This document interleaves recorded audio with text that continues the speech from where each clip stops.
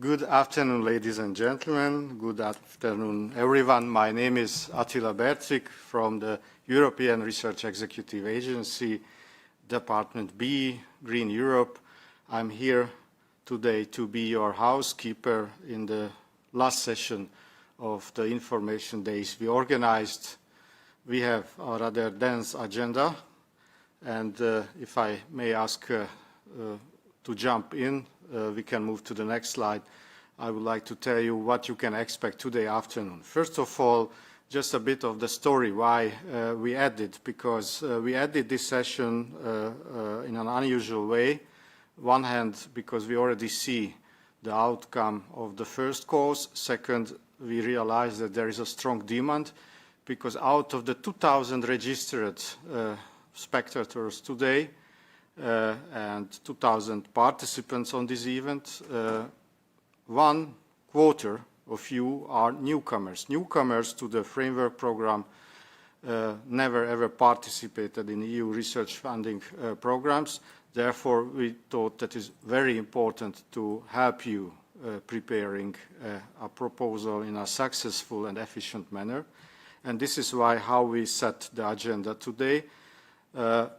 Yesterday and today, and even parallel with this session, you hear about the 77 various topics under the 2022 calls.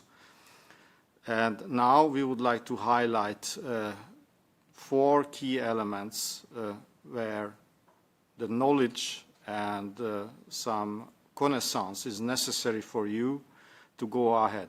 First of all, Horizon Europe, as always, is a novelty. And it brings on its own novelties compared to previous programs. You will hear about these novelties and some very important policy-triggered cross-cutting issues. In the second part, you will hear, and particularly I offer the second and the third point for those who are newcomers to the program. So in the second part about the portal features that are essential for you to prepare a proposal. The third point is also unique on its own, because you will see a live demonstration how the submission tool is working. And in closure, my fellow colleagues, co-coordinator colleagues, will tell you about some very personal and in the middle advice about how to prepare a good quality proposal. From the agenda, you already see that I'm not alone here in monologic mode. I have excellent colleagues helping me. Actually, they will take the floor.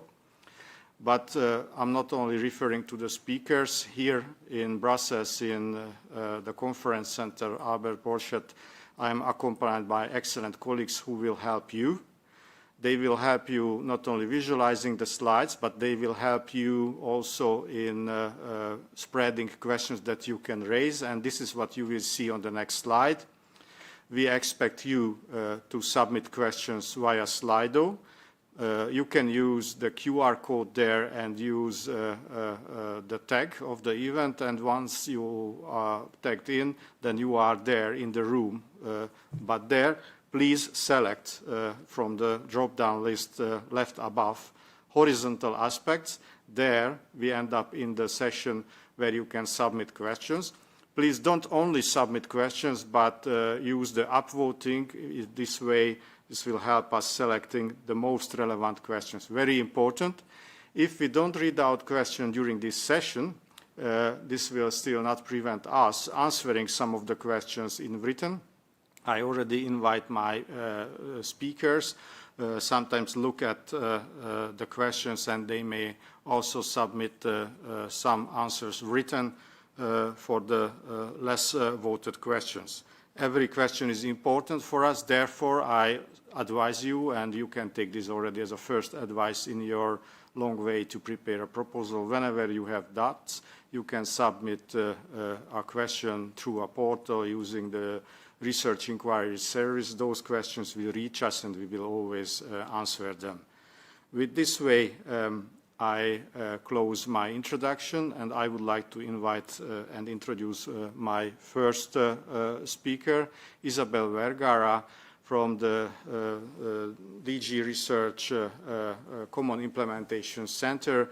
Isabel took a leading role in creating what we call Horizon Europe implementing strategy.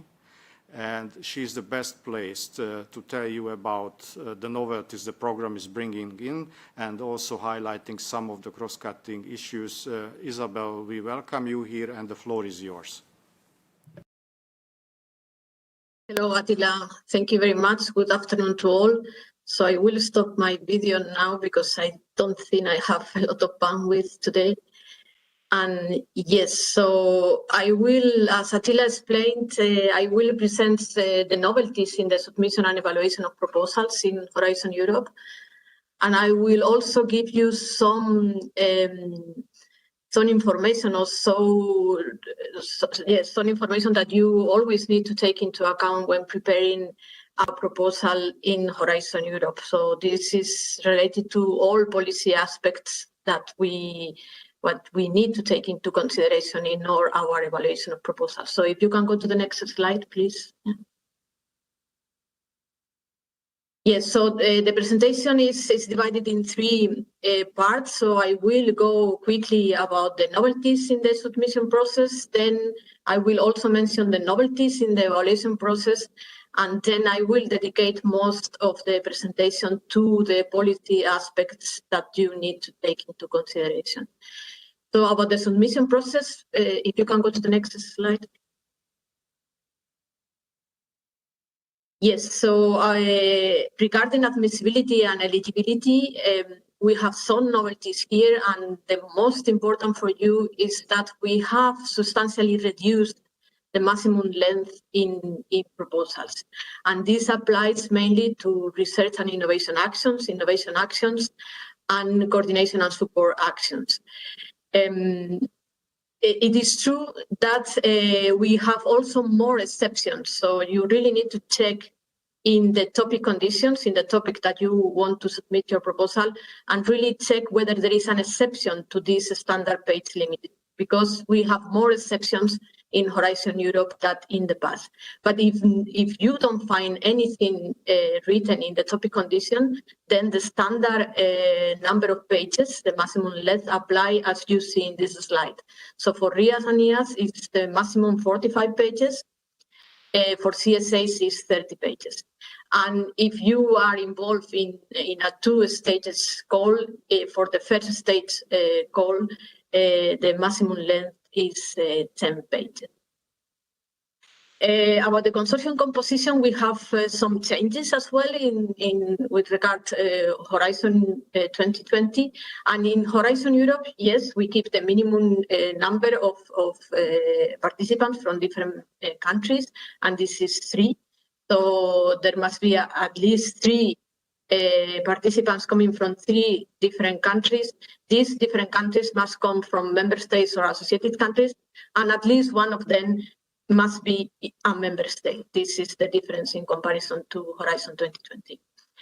And then we also have one difference, and this has triggered some misunderstandings in the first call of Horizon Europe.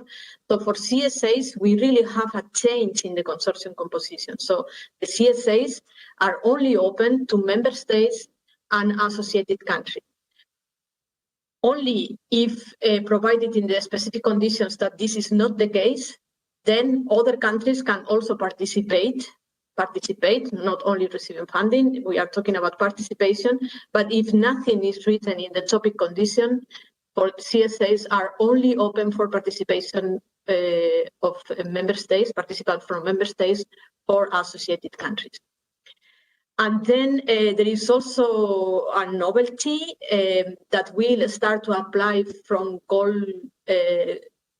calls open in 2022 on, so not applicable in calls opened this year, and is that we are going to request to participants that are public bodies, research organizations or higher education establishments from member states or associated countries to have a gender equality plan.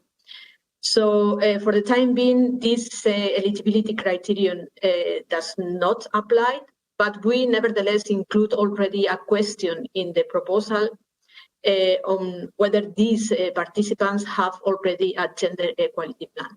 So it will be an admissibility criterion starting from next year on, 2022.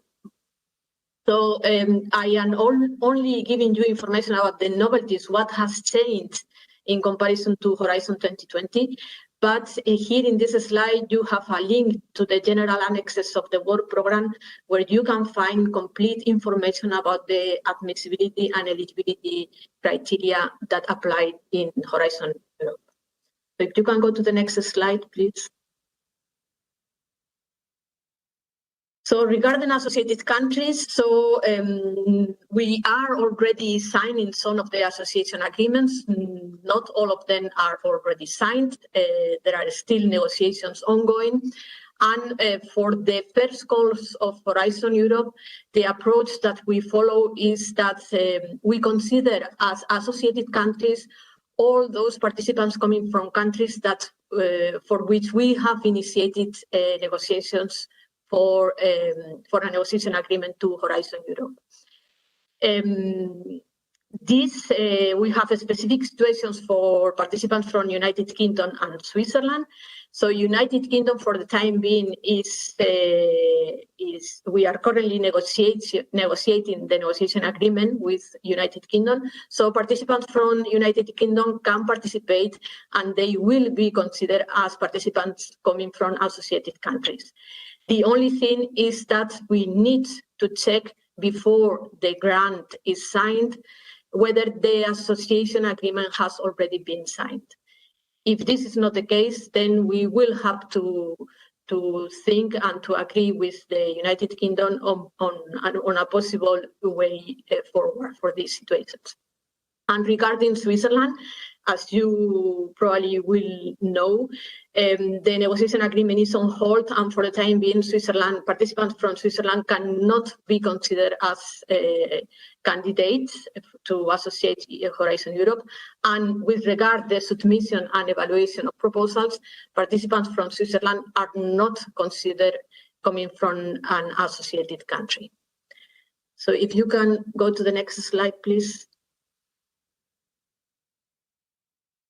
And also, just to remind you, this is not a change, but it's just a reminder, what are the activities eligible for funding in Horizon Europe.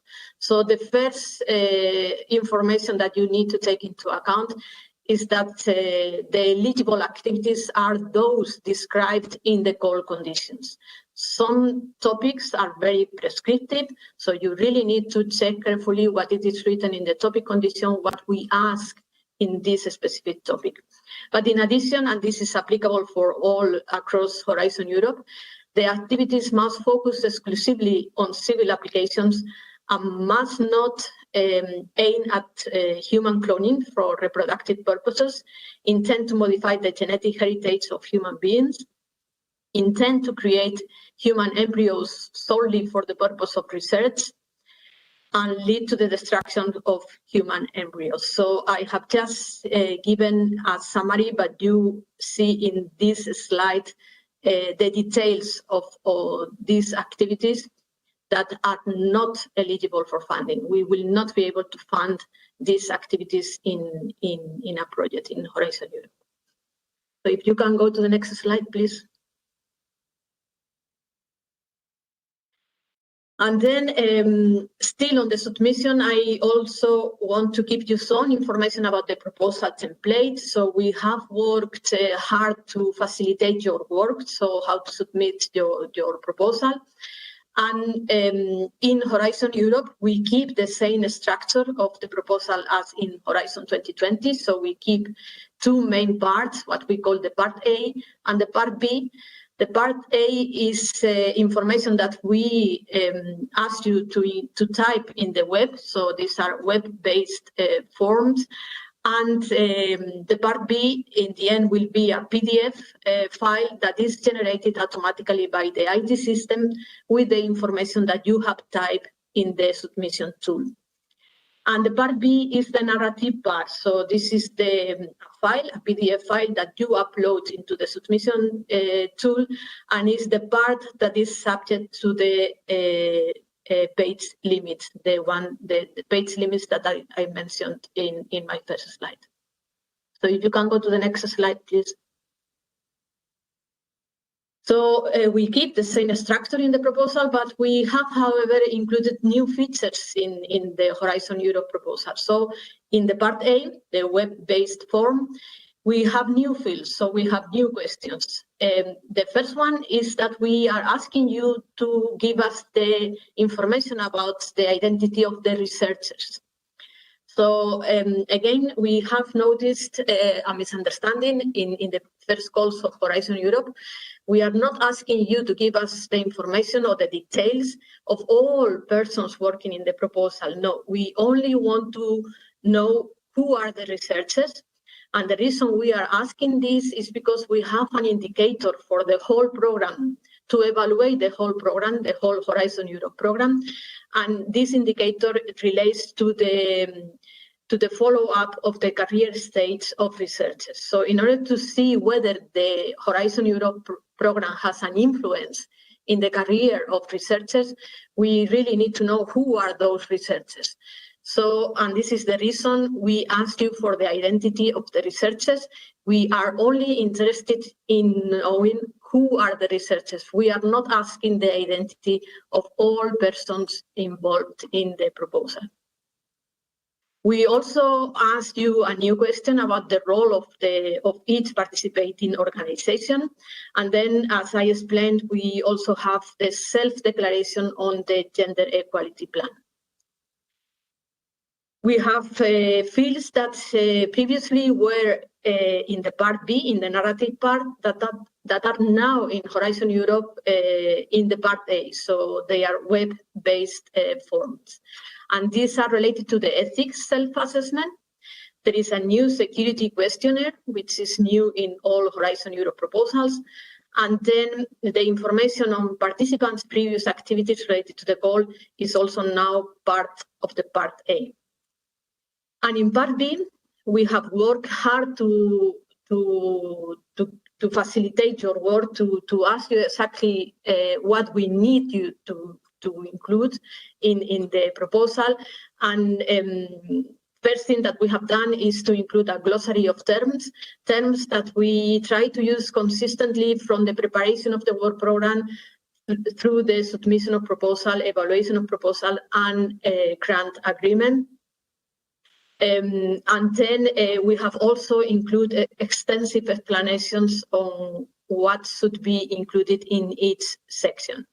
So you really need to go to the proposal template that we published in the participant portal, and this will be really a document that will help you a lot when preparing your proposal. If you can go to the next slide, please. So far about the novelties on the submission process. So what is new in the evaluation process? Please, if you can go to the next.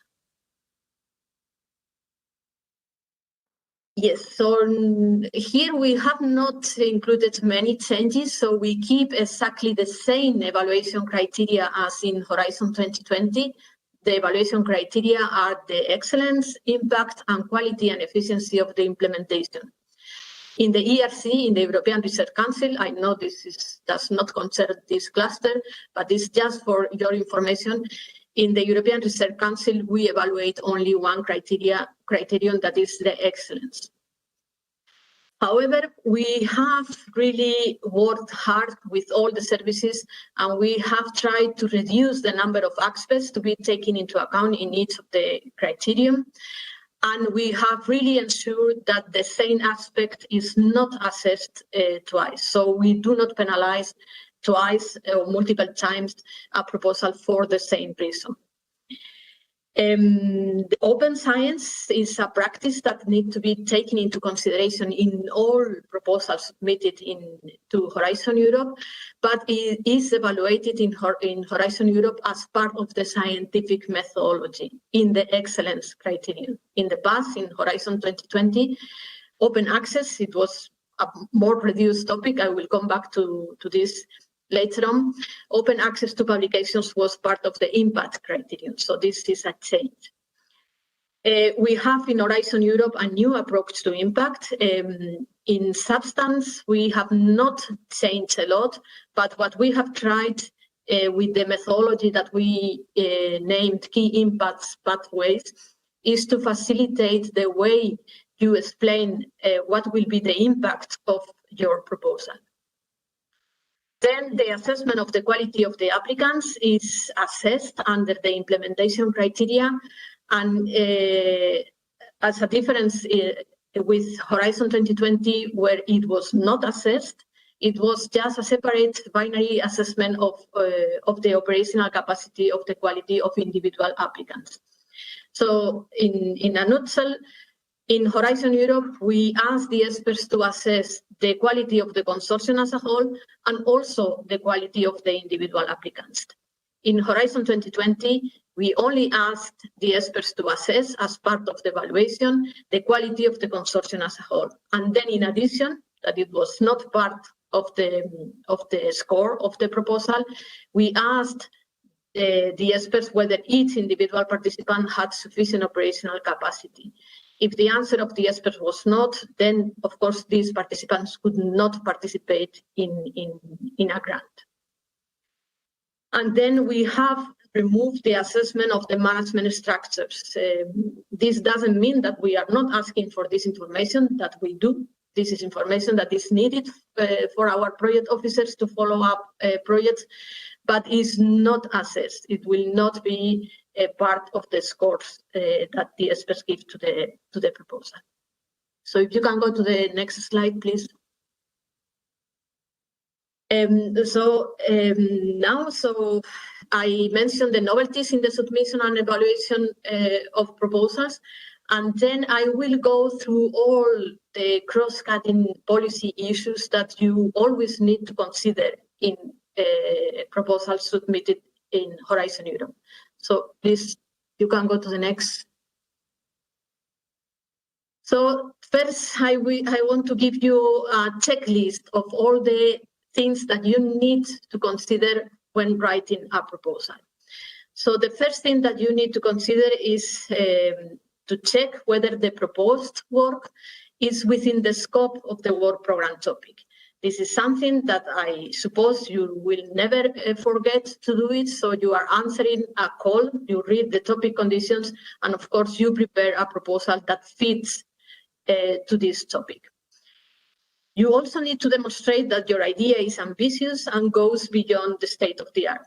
I also think that this is something that the big majority of the proposals always try to do. But then in addition, we have other policy considerations that you need to take into account, and that we know that this is not always the case. So for your scientific methodology, you need to take into account interdisciplinary, gender dimension, and open science practices. So I will give you more information later, but this is something that you always need to take into consideration in your proposals. You should show how your projects would contribute to the outcomes and impacts described in the work program. This is what we call the pathway to impact.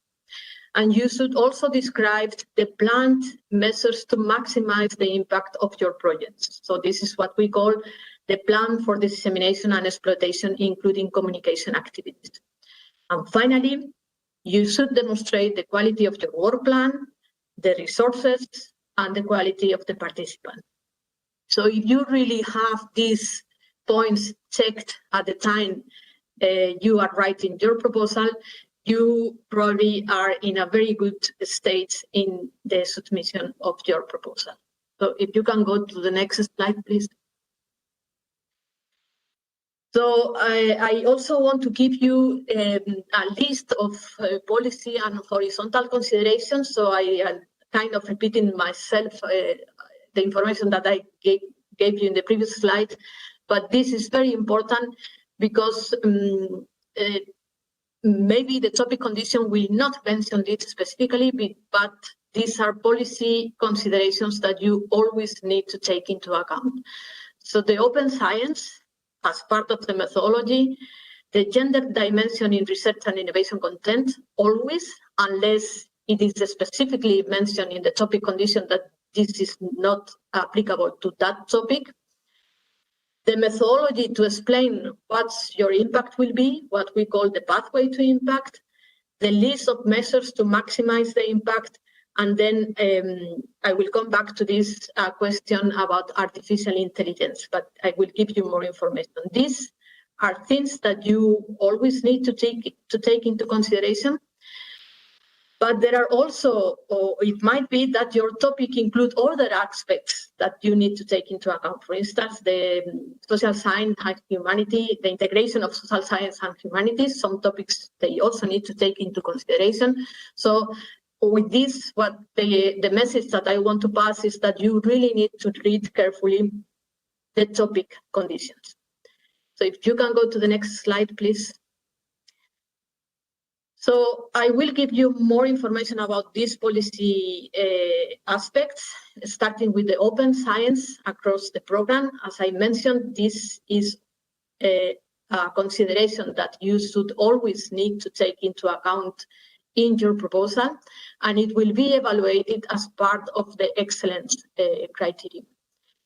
So open science is an approach based on open cooperative work and systematic sharing of knowledge and tools as early and widely as possible in the process, including the active engagement of society. So open science is not only open access to publications, it goes beyond that. So it's something that you need to take into account when you are designing your scientific methodology. So early involvement of society is part of the open science, and is when it not mentioned in the topic conditions, this is a consideration that you always need to take into account. So there are mandatory activities like the open access to publications and the sharing of research data.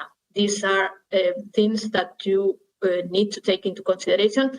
And if you read the proposal template as published in the portal, you will have there information about the extent of the details that we are asking you to include in the proposal. So as I said, obligation to open access to publications and sharing research data, but in addition, and if described in the topic conditions, the work programs may incentivize to adhere to the open science practices, such as involvement of citizens or the use of European Open Science Cloud, which is an environment that is hosted by the European Union in order to process research data. And also, it may incentivize the topic condition the use of the Open Research Europe publishing platform. This is always there is a platform that is financed by the European Union that provides infrastructure and editorial services for publications. And as I mentioned, I repeat, the open science practices are evaluated as part of the excellent criteria, and about the quality of the participants, we will also assess positively the previous experience on open science practices of the individual participant. So if you can go to the next slide, please. Gender dimension in research and innovation content is not a novelty in Horizon Europe. It has been there in the previous framework programs, but the novelty is that in the past, in previous framework programs, we were flagging the topics in which the gender dimension should be considered. In Horizon Europe, we follow the opposite approach. So we consider that gender dimension in research and innovation content should always be taken into account unless specified in the topic conditions. So we are flagging in Horizon Europe those topics in which the gender dimension is not applicable. So if you really don't find any information about the gender dimension in your topic description, is because you need to take it into consideration. So here in these slides, we try to explain why gender dimension is important in research and innovation content. And I think reading these examples, you will understand that the integration of the gender dimension is important in all parts of the Horizon Europe programs.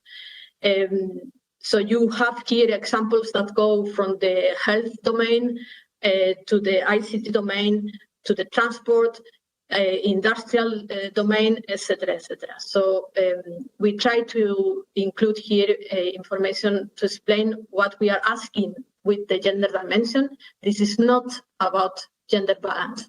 It's how to take into consideration the gender dimension in your methodology, in your scientific methodology.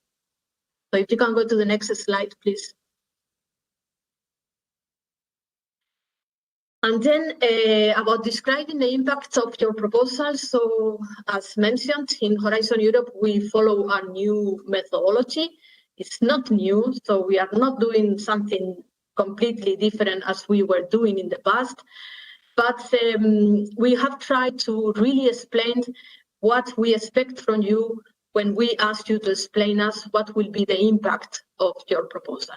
And this is what we call the project's pathway towards impact. So with this, and in particular for the clusters, for the Pillar 2 goals, all the topics will include the expected outcome that we want to obtain with the projects that we will fund under that topic. And we will also explain what will be the expected impact. So the difference between outcome and impact is the outcome will be the impact at short, medium term.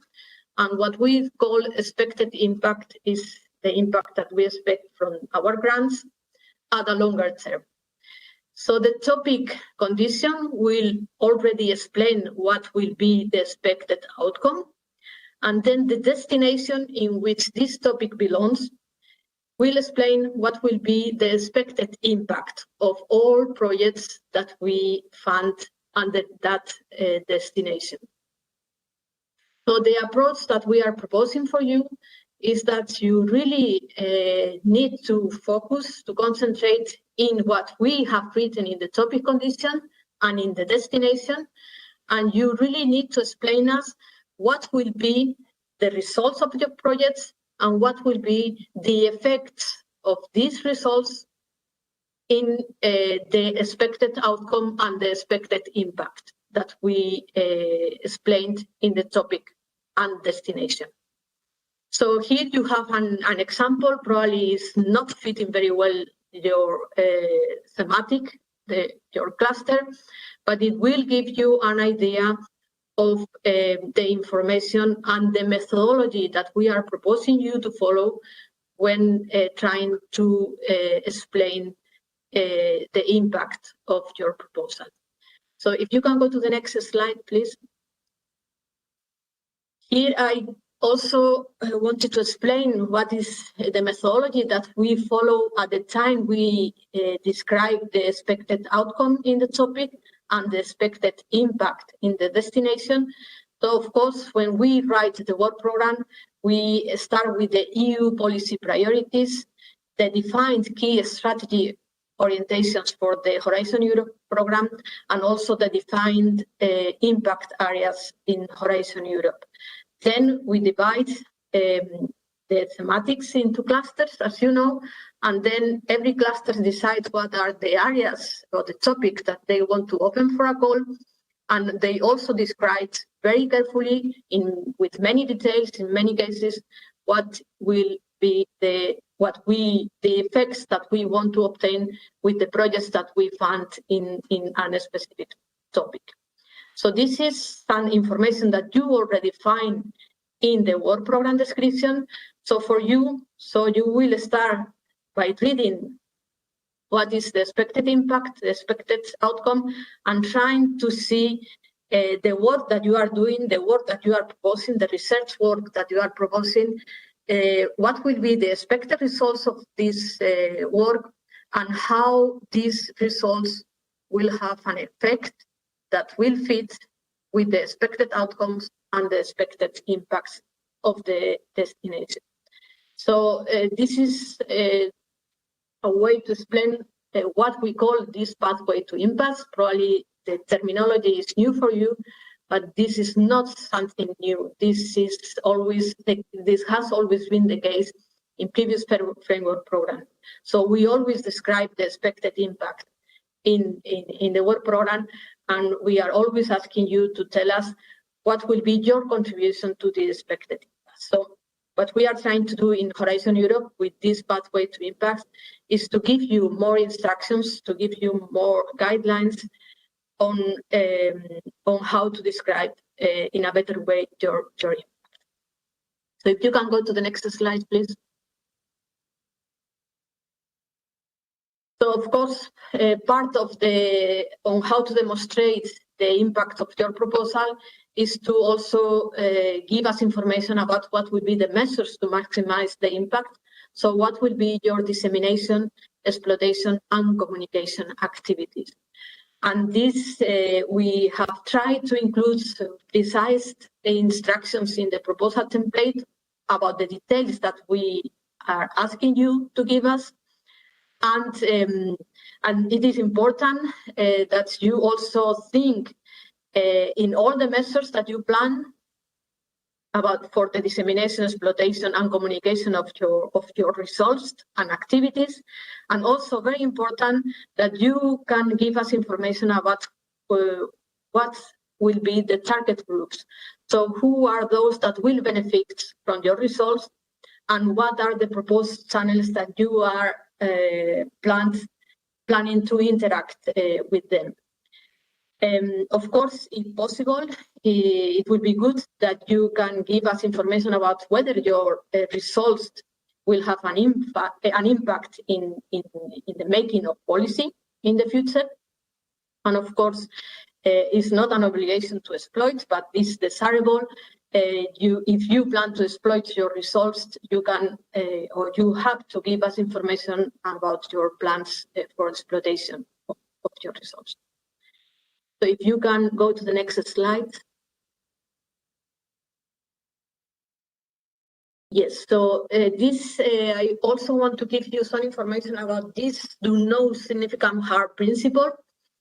That is something that is new, is a novelty in Horizon Europe, but it is a policy in the European Union. It's a policy that applies not only to the research program, but to all EU-funded programs. But in particular, it has an impact on economic activities. So for the research program, only the part of the program that are closer to the market will have to take into consideration carefully this do not significant harm principle. For cluster 6, it's not the case, but we ask all applicants if they wish so that they can refer to this do not significant harm principle in their proposal, but we will ask our evaluators to not escort whether the application whether the proposal is in compliance with the application of the do not significant harm principle. So I didn't explain what is this, but this do not significant harm principle is a principle that is in line with the European Green Deal objectives of the European Union, and is a principle that is looking to, in all economic activities, to look carefully that they do not harm significantly the 6 environmental objectives of the European Union, which you have then listed there. So who are the climate change mitigation, the sustainable use and protection of water and marine resources, the pollution prevention and control, climate change adaptation, transition to circular economy, and protection and restoration of biodiversity and ecosystems. As I said, this has effect to economic activity. So it's in the research program, the application of the do not significant harm principle is only an obligation in those parts of the program close to the market. So for the time being, only in the European Innovation Council part of the program. Next slide, please. Which is my last slide. So I also want to give you some information about artificial intelligence, because this is something that you would need to take into account if you are developing artificial intelligence, that probably in this cluster, but it will also something that you need to take into account if you are making use of artificial intelligence in your activity. So either one of the other, either if you develop artificial intelligence or if you are making use of artificial intelligence for your research, we are going to ask our evaluators whether the proposed artificial intelligence-based systems that you are using or developing, whether they are technically robust. So this is an information that we are asking all across the program in Horizon Europe, and it's a question that we are including in all our evaluation forms. So it's not only about the development of artificial intelligence, it's also about the use of artificial intelligence in your work. And I think I am going beyond my time, so if you can go to the next slide, which I believe is really the last one, where on the next slide, please, where I give you a list of links where you can find more information about other sessions that we have organized, not only about the novelties in the submission and evaluation process, but also about dissemination and exploitation in Horizon Europe, about the ethics appraisal process, and other information that we organized in different events, and that we have recorded sessions that you can watch through the portal. So with this, I finish. I am very sorry to go beyond my time, and I am open now for questions. Attila. Thank you, Isabel, for this very extensive and dense presentation. I'm addressing my second advice to our potential applicants. As you see on this slide, the density of reference information, it requires as much time, and actually this is the first and one of the most crucial steps for you to succeed in proposal preparation. Thank you, Isabel, for the presentation. I ask you to stay a while, and we move now to the questions. I see that my colleagues here, we have some questions. I ask my colleagues to read out questions and answer as relevant we can go. Thank you. Yes, Isabel, plenty of questions for you, indeed. So the first one, the most unvoted one, is about management structures that you mentioned. So you said management is not part of the assessment, but should it still be assessed? In the template, it is not mentioned. So in what part of the proposal shall it be addressed? As part of the work packages or under consortium as a whole? The floor is yours. Yes, so as I said, we will not ask experts to assess the management structures, but we ask you to include this information in the proposal, and you can include it in as part of the work package dedicated to management. Okay, very clear. Now, regarding the Swiss participation that you mentioned, indeed, should the cost of the Swiss participant be included in the maximum budget requested from the EC or not? Because we know that it is not an associated country as at the moment. No, in principle, of course, Swiss partners, as any partner coming from third countries, not eligible for funding.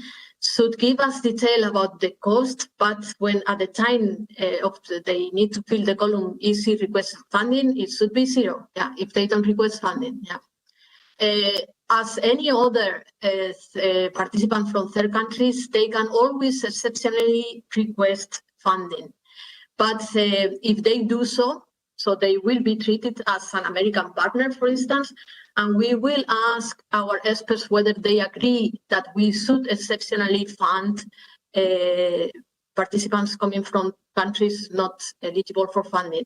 And the final decision is with the round, but we can agree exceptionally to fund partners from countries not eligible for funding when they provide an expertise that cannot be found in Europe, for instance, if they have a special infrastructure that we do not have in other countries in Europe, etc., etc. So there are several reasons in which we can't exceptionally fund participants from countries not eligible for funding, and of course, Swiss participants are in this group of participants. So, in principle, the requested funding should be 0 for Swiss participants. They are not eligible for funding, but they can always ask exceptionally for funding.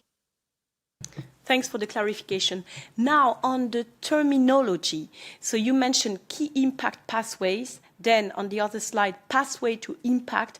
Can this be further clarified and changed in future work programs? And could you provide an example to explain what precisely means measures to maximize the impact, please?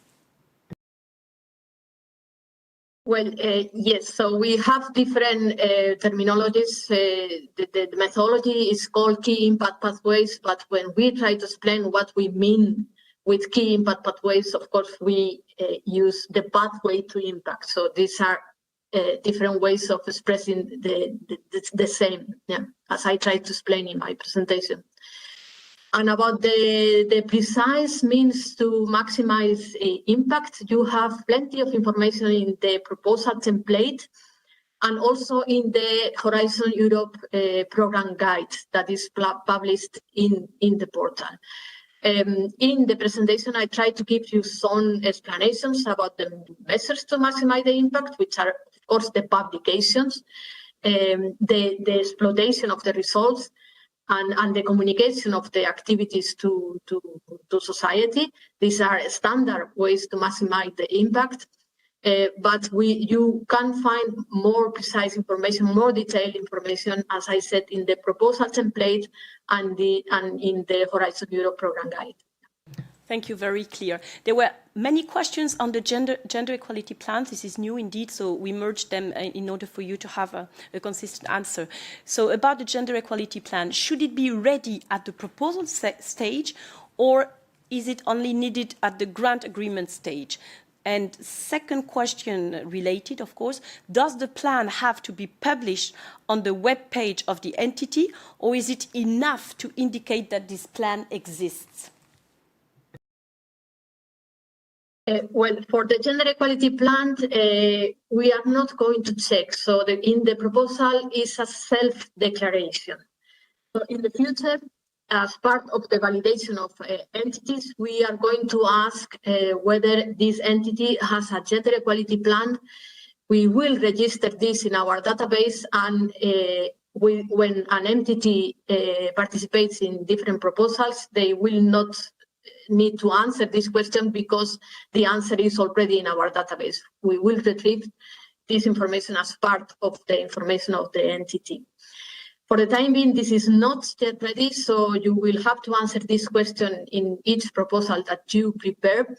And it's a self-declaration. So in the proposal, of course, if you don't have this gender equality plan ready, you can ensure that it will be ready at the time of the grant preparation. So if you answer in the proposal that you don't have a gender equality plan yet, then at the time of the grant agreement preparation, before grant signature, we will need to check whether this is the case still or not.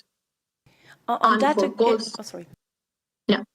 And for calls, because as I said, this eligibility criteria is not applicable this year. It will be applicable only next year. From calls open next year on, of course, if at the time of the grant signature this is not the case, this participant will not be able to participate. No. That was indeed a question the applicant has. So this call will be open, as we know, on Thursday, 28th of October, so 2021. But the deadline is 15th of February 2022. So are the gender equality plans still binding for this call, which is published in 2021, or not?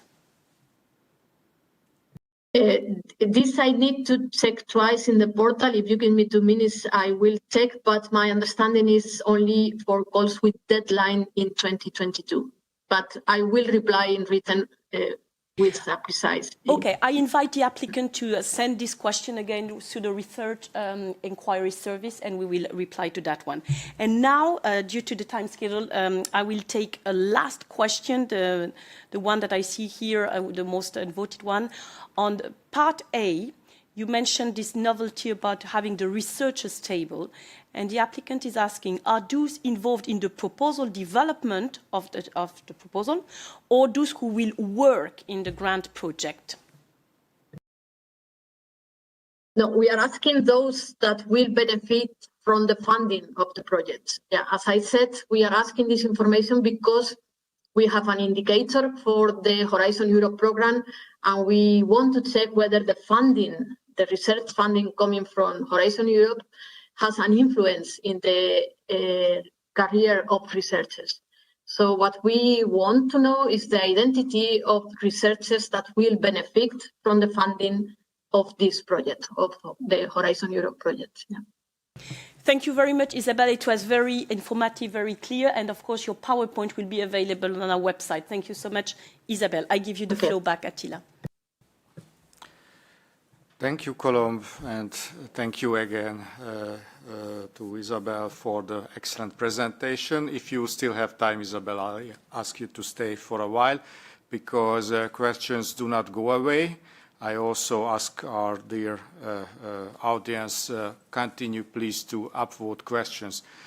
I realize while following presentation that the information we are providing is extremely dense, but please don't be worried about it. It is not lost. We are recording this session, and if you visit after today our event website, you will see there all session recording. Plus, we will also publish the presentations there for your future reference. And now it is my pleasure to introduce our second speaker today, Olivier Margan. Olivier is the keeper of the keys to the engine room of the portal, and he will highlight to you today all important information from the portal from your perspective.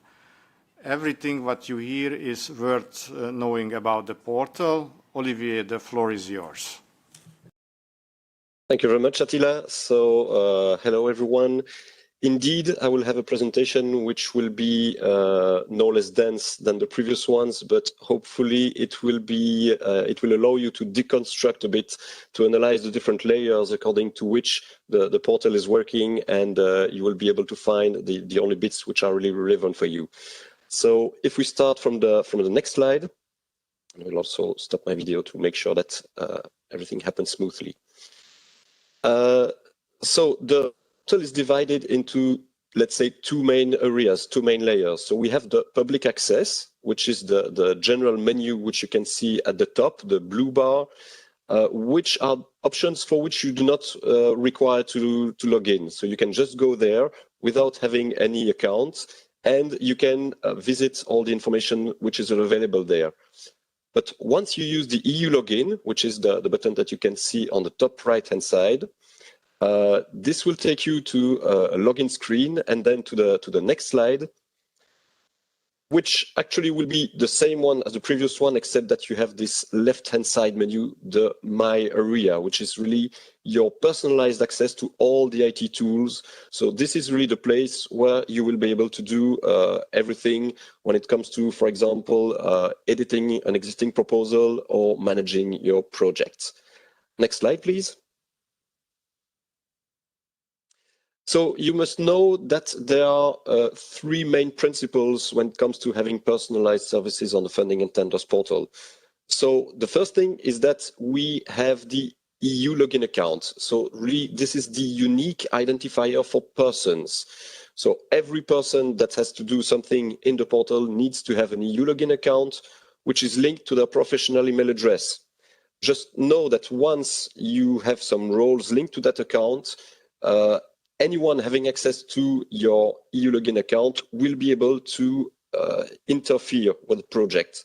So this is the reason why, for example, we really advise people not to use the general mailboxes, the functional mailboxes, or shared mailboxes, generally speaking. It should be really your professional email address. Then on top of this, we have the same thing, but for the organizations. So the PIC numbers, the participant identification code. So this is the ID, but for the organizations, your EU login account may be linked to one or several PIC numbers, depending on the cases. And then we have the third layer, which are all those colorful characters that you see at the bottom of the screen. And those are really the roles that you will have in the system. And you should not see this as one different person every time, but rather as an access right that you can get, rather a key. And the more keys you have and the more things you can do in the system. So it's really important to understand that you may have as many roles as necessary in a project at the level of the organization. So I'll detail all this. This will be really the core of my presentation. Next slide, please. So we will start with the EU login. A simple reminder, most of you must already have one. So creating a new EU login account is really easy. You just click on this register button. You enter your name and email address. So as I said, one email address only, and a professional email address preferably. You will receive a link via email, and then you will just have to set up your password and you are done. So again, I cannot stress enough that you should not share your EU login credentials, at least certainly not with colleagues who do not have any role in the project. Next slide, please. So this is just a screen to show you that this is all the information which is needed in order to create an EU login account. Next. Now we already reached the second level, which is getting a PIC number, so getting an identification code for your own organization. This happens on the main menu on the top under How to Participate, Participant Register. This is the screen that you will reach. You have two things. On the left, you have the PIC search, which is used if you are not sure whether your organization is already registered or if you are looking for an existing PIC for another organization. Please use this, the PIC search. If you want to register the organization, then you should click on this Register Your Organization button. And for this step, you will need to already have an EU login account ready. Then if you click on Register Your Organization, you will have this whole wizard. So actually you see that there's this kind of metro line on the top. Those are all the steps that you need to complete in order to get a PIC number. So over the next few slides, I have just shown a preview of these the screens that you will have. So we can go on the next one. Yes. For every step, you will have a background check which is in place. So as soon as you enter some information and you press on next, the system will just check whether a PIC is already existing with the same information in the system. So we try to avoid as much as possible to have duplicate PICs. But of course, if you want to register a new organization, you just click on next and it will not prevent you from submitting the information for a new PIC. Next slide. And also worth knowing is that if you don't have all the information at hand in order to fill in this wizard, then you can just save your registration and resume it anytime you want after that. Next slide, please. So just a few remarks regarding the participant register. So as I said, you need to have an EU login account to be able to start registering an organization. And if your organization does not exist yet, The person who will register the organization will receive a role which is called the self-registrant role. So this means that that person will become the main contact person with the Commission services as long as the organization is not validated and a leader is appointed. So once you reach a step where your proposal is successful and your organization needs to be validated, you will be contacted by the validation services and you will need to submit all the necessary information so that a leader can become appointed. So in case you don't know, the leader is the legal entity appointed representative, which is really the person that represents the organization and keeps all the information clean and up to date. After you have registered your organization, you will receive a PIC number, which is only provisional. So it means that you can use it in order to submit a proposal, but it doesn't mean that your organization is validated yet. So this PIC number will only become validated once the validation services contact you. If you have not been contacted by the validation service yet, then it's not too much of an issue because they have a system in place which flags the organization that need to be validated. So they will know that your organization needs to be validated. And in any case, if you need to contact the validation services, all the contact with them must take place inside the participant register. So I'll show you in a few slides where this is, but this is important that you should not start contacting the help desk or starting to contact the project officer or whatever. When it comes to the validation services, it's within the participant register. Next. Yes, and this is the third part and really the core of my presentation. So this is the identity and access management, which we shorten to IAM. And this is really the whole set of roles that will allow you to have access to the tool you need in the system. So on the next screen, just again, a few principles. So this guarantees that you have an access which is both personalized and secure to all the services under the funding and tenders portal. And this is a system which allows maximum flexibility in managing the consortium. So the Commission and the agency really do not intervene or barely intervene in the management of your consortium. It's really left up to you who you want to grant access to. Anything that happens in the system is tracked and monitored so that if there's a complaint at any time, we can say, okay, this person had this access right at that moment. And you will see that even if it looks a bit complex, maybe compared to your own organization, you have to know that this is a system that works, be it for a big consortium with dozens of organizations and big universities. And it also works for mono-beneficiary grant or just for SMEs with one person taking care of everything. So even if it can look a bit cumbersome at times, you should know that it works in all cases. Let's go to the next slide, which is the illustration of the identity and access management. So the first thing to understand is that it's divided into different parts, different layers. If we take the horizontal layers, we have at the top the coordinating beneficiary, which is really the organization that will be coordinating the whole project. And you can have as many participating beneficiaries as needed. So this will be the bottom layer. And then we have some vertical separations. The first one is the organization roles. So those are the leaders and the account administrators. Those are the people who really take care of the data of the organization. And they are responsible for providing a list of people who will have the legal power to sign the documents.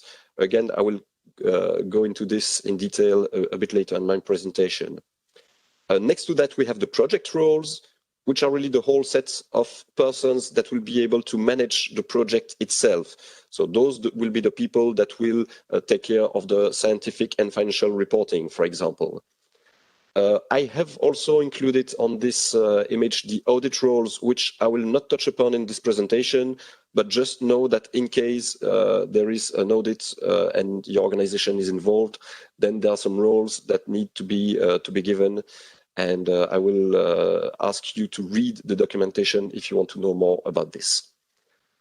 The next slide is just a small reminder for you, because we use acronyms not only because we love acronyms in the Commission, but also because here it's just not practical because the names are so long.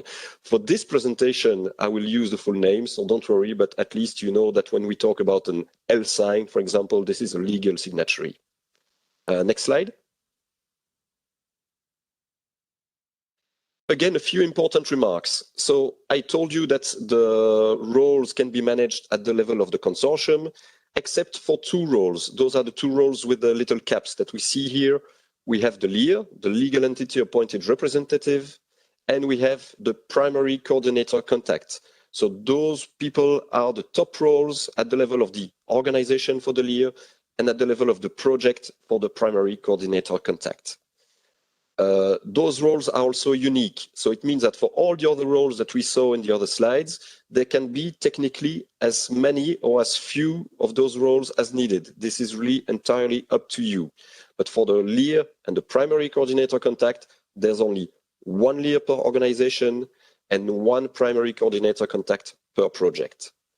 And also, very important, one person can have several roles at the same time. So for example, you saw on the previous slide the complexity that can be configured if needed, but the minimum configuration is the one which is shown here. So you just need the LEAR, which will manage the organization data, and then at the level of the project, you will need a primary coordinator contact and a legal signatory and financial signatory. So again, all those roles can be attributed to the same person if needed. Next slide, please. How the access rights work. So you need to start from the bottom layer, and the higher you go, the more rights you will have to the system. Let's start on the left side, so the level of the project. We have the team member, which is the pink role at the bottom there, which is a read-only access to all the forms. Then you go one level above, you have the task manager, which can not only read but also write into the forms, but not yet submit them. This is the role of the participant contact, so the level above in blue, which can read, write, and submit the forms to the coordinator, except the financial forms and the legal forms, because for those forms, it's the PF sign and PL sign, so those are the roles above, which means the financial signatories and legal signatories which are linked to a project. This is what the little P stands for. So they can read, write, and press the sign and submit button for the financial and legal forms. And on top of the food chain at the level of the project, we have the primary coordinator contact, which can be assisted by other coordinator contacts, and they will read, write, and submit all the forms to the Commission. This is a little bit simpler at the level of the organizations. We have the legal signatories, whether they are attributed to a project or not. They have read-only access to the data of the organization and the list of projects, proposals, and roles for the organization they have a role in. And just a level above, we have the LEAR, the legal entity appointed representative, that can do everything when it comes to the data of the organization.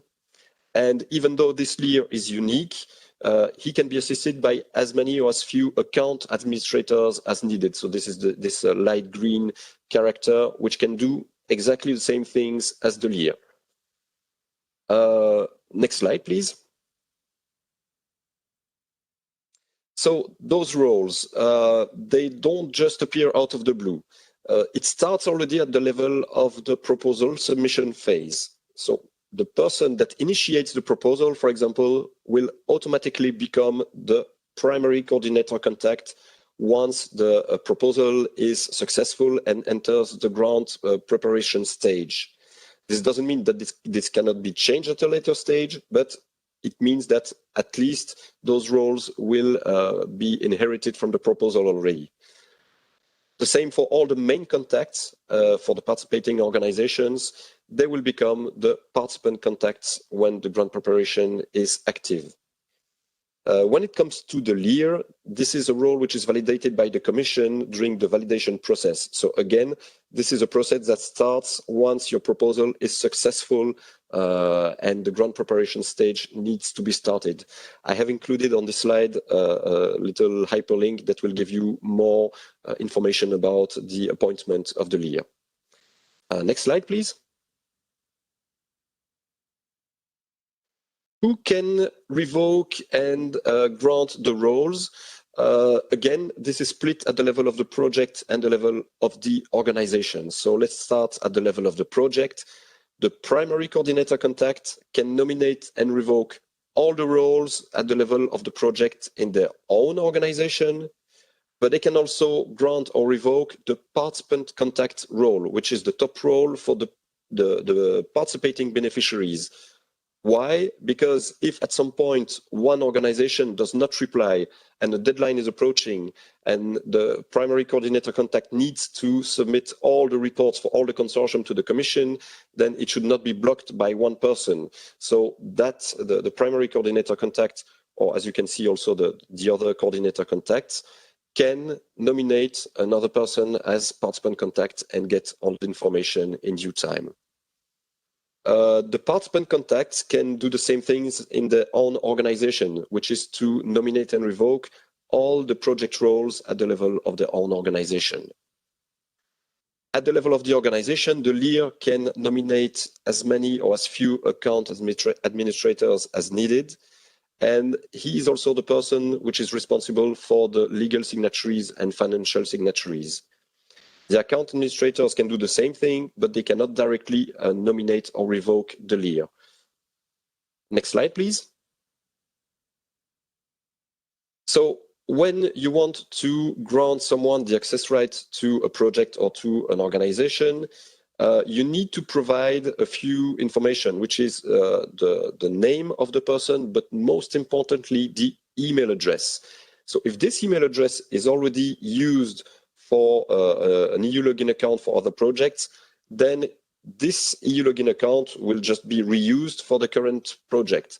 But if that person has no Elogin account yet, then one will be automatically created based on the email address that has been given. Next slide, please. So in practice, if you want to grant some roles, what do you need to do? First, you have logged into the portal and you see that you have the My Area menu on the left. If you want to grant a project role, you will do so at the level of My Projects, of course. So you can see here a whole list of projects. And for each project, you have this Actions button. If you click on it, you have a few options, but you need to click on Manage Consortium if you want to grant or revoke some roles. This will take you to the next screen, which is an overview of your consortium. So you see that you have the coordinator at the top with 2 beneficiaries, and provided that you have the right to do so, you have this Edit Roles button. If you click on it, you will arrive on the next screen, which is an overview of all the project roles for this organization. And you can either click on the button Add Role to add a new role, or the little dustbin if you want to revoke the role for that person. Next slide, please. The same principle applies also for the organization roles, except that instead of starting with the My Projects, you will go into this My Organizations. So again, you can see here that I have many organizations, but this is a test account, so you should only have 1 or 2 maximum. But same principle for each organization. You have the action button on the right, click on it, and then on View Roles, you will arrive on the next screen, which is slightly different from the previous screen, but it's the same principle. It's just that here you can search for specific roles. But if you want to grant or revoke access, you have this Edit Organization Roles button. So again, if you have the right to do so, and clicking it will take you to the next screen, which is the same as I've shown you before. So this is the screen with all the roles at the level of the organization. You can see that you have 1 LEAR, many account administrators, 1 financial signatory, and 2 legal signatories. You can add a new role or edit, revoke an existing role. Next screen, please. I also wanted to let you know how to do when it comes to appoint a new leader, or if you don't have one, so it will be a brand new leader, but also if you want to change the leader. You need to log in first, go to My Organizations in the menu My Area, and in the action button, it will be the Modify Organization option. Once you click on it, you have this screen, which is the participant register. You see that here you have an option for the leader. If you click on there, you will have the possibility to provide some documents in order to appoint a new leader. This will allow you to be in contact with the validation services. You see that you have also a little option messages there with a little red box next to it. This is the place that you must use in order to contact the validation services for anything. When it comes to the organization data and you need to contact the validation services, this is the place where you need to do so. If you do not see this button that we saw on the previous screen, the Modify Organization, this means that you are not either the self-registrant or the leader or the account administrator. So indeed, you need to have a role in the organization to be able to modify the data of the organization. Next screen, please. There is one exception to what I just explained. This is for the legal signatories and the financial signatories. So granting or revoking the roles works in one step, except for those two roles.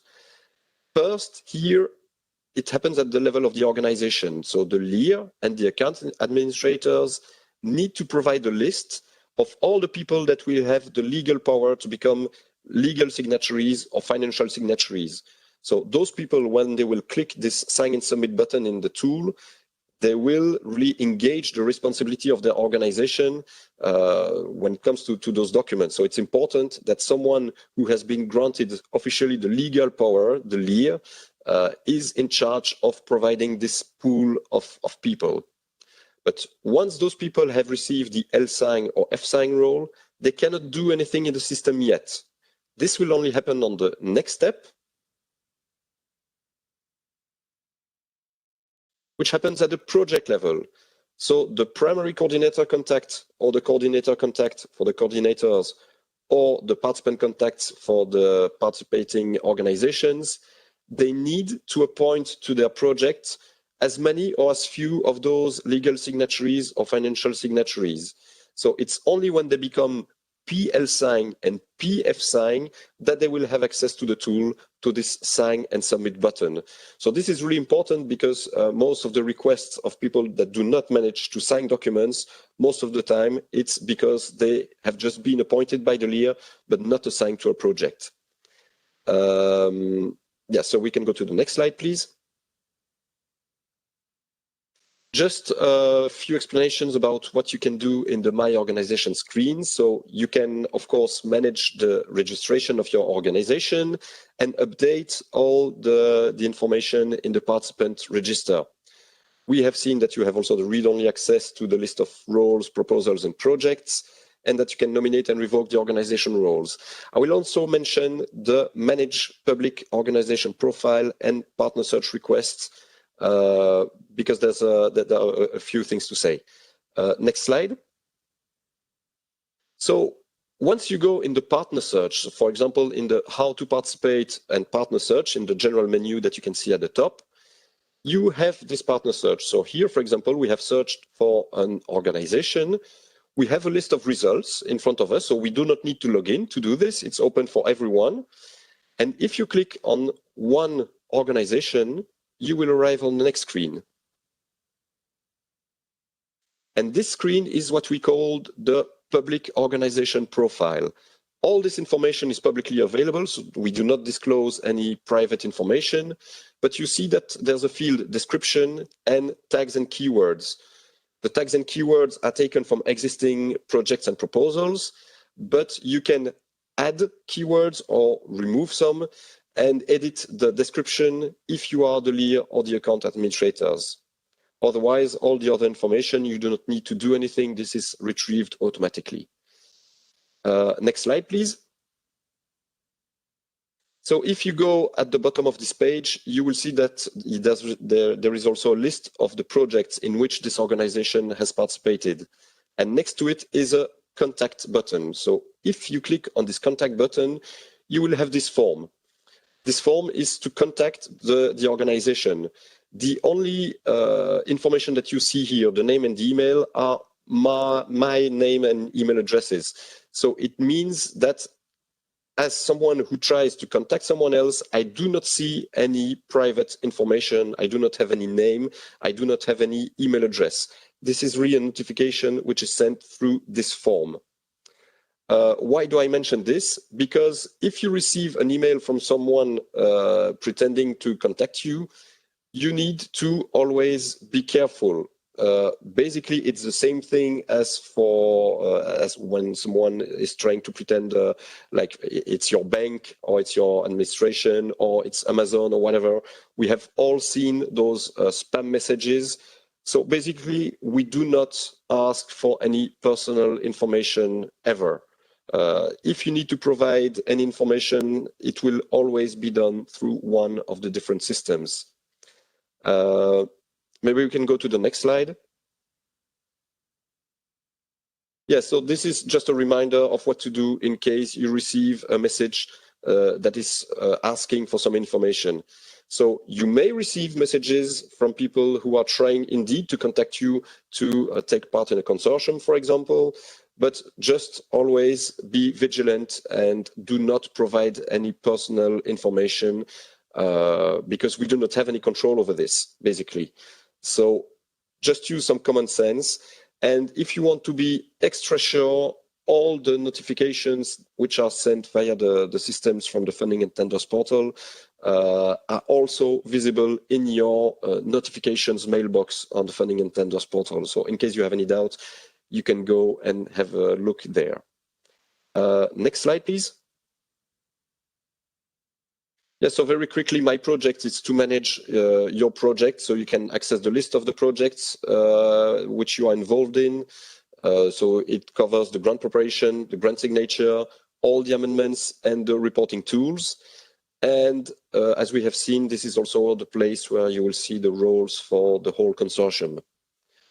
Next screen, please. One word about the paperless submission. So nowadays we do not require any blue ink signature anymore. Everything happens electronically, and once you click on the sign and submit button in one of the tools, it triggers the creation of an e-receipt, which is stored electronically, and all the persons that need to know that an e-receipt has been created automatically receive a notification. Next slide, please. This e-receipt is actually the PDF document that you have submitted, but this is all grouped into one single document, and there's an electronic stamp which comes on top of it, pretty much like you will have in your administration when you sign documents electronically. So this digital signature will remain valid as long as you don't try to edit the document. So you can circulate and disseminate this document as much as you want. You can save as many copies as you want, but if you try to edit it, this will breach the seal and the document will not be legally valid anymore. Of course, even if you don't store it locally, it can always be downloaded at any time via the Funding and Tenders portal. Next slide. Also, just one quick explanation. There's a difference between my notifications and my formal notifications. My formal notifications being only used when we require an acknowledgement of receipt. For example, when a grant is terminated or beneficiary is terminated. Otherwise, everything arrives in the my notifications. Next slide.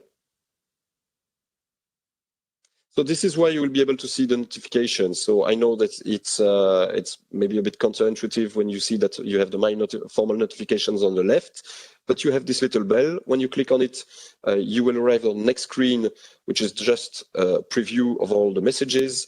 And if you click on Manage All Notifications at the bottom, the next screen will appear, and this is really a mailbox system, a classic one.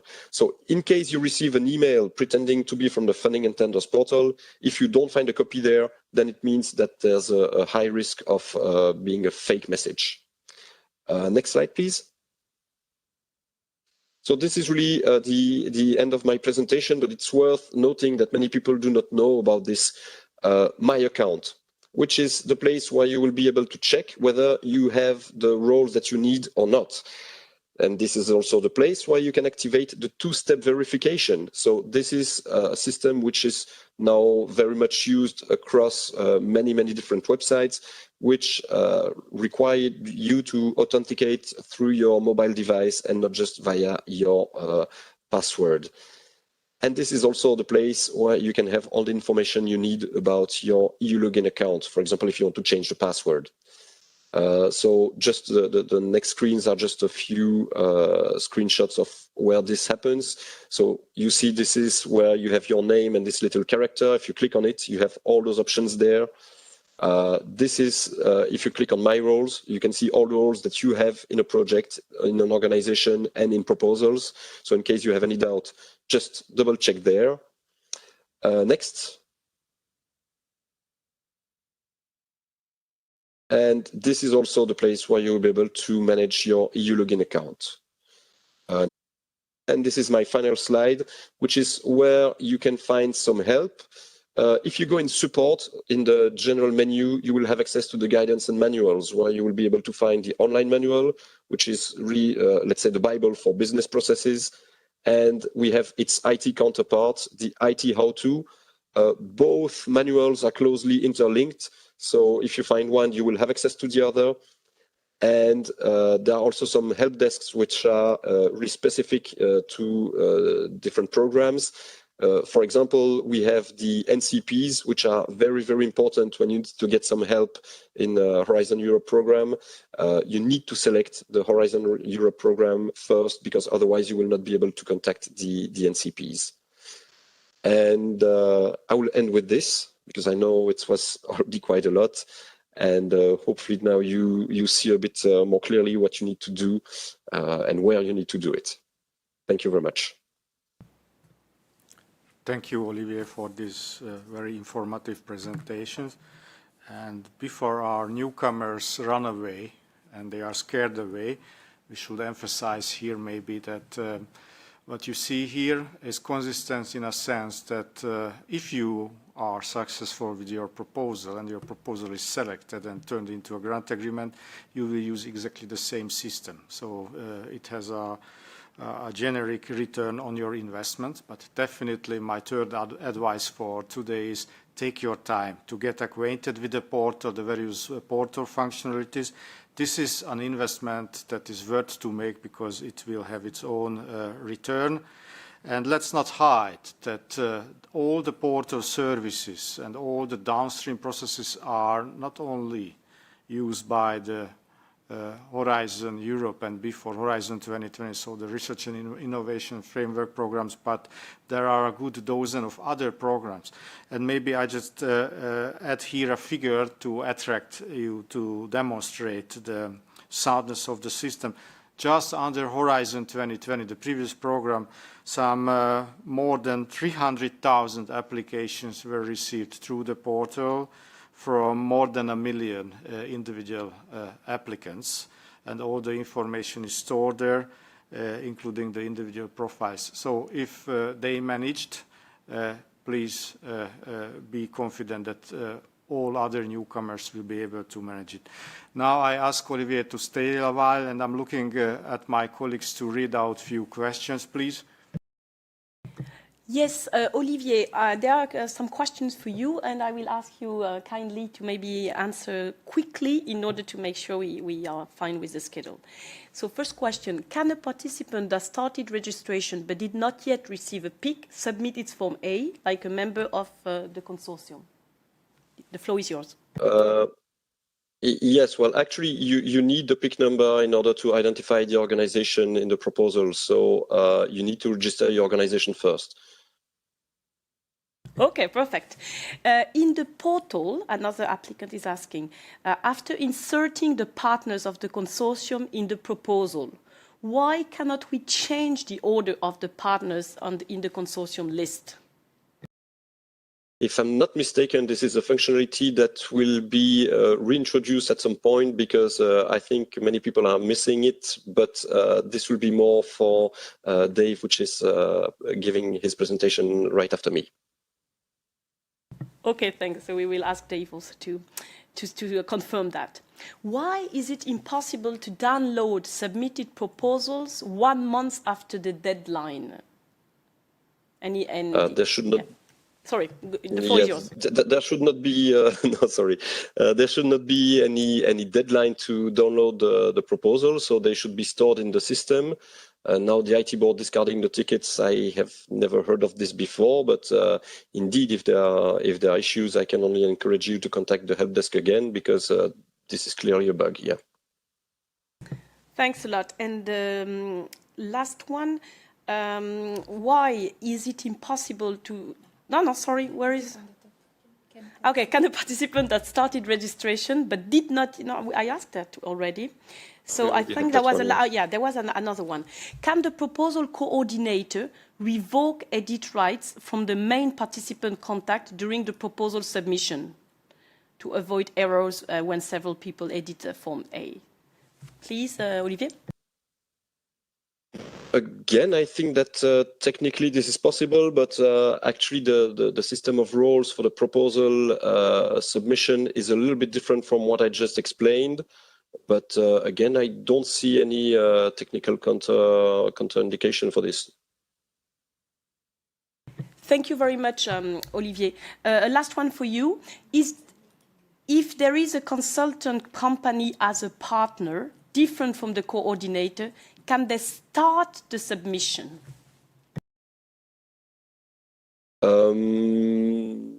This is more from a business point of view. Again, technically, there's nothing preventing you from doing so. And again, this is not because some roles are granted at the level of the proposal submission that they cannot be changed afterwards. So I would say that from a technical point of view, that there really is no issue.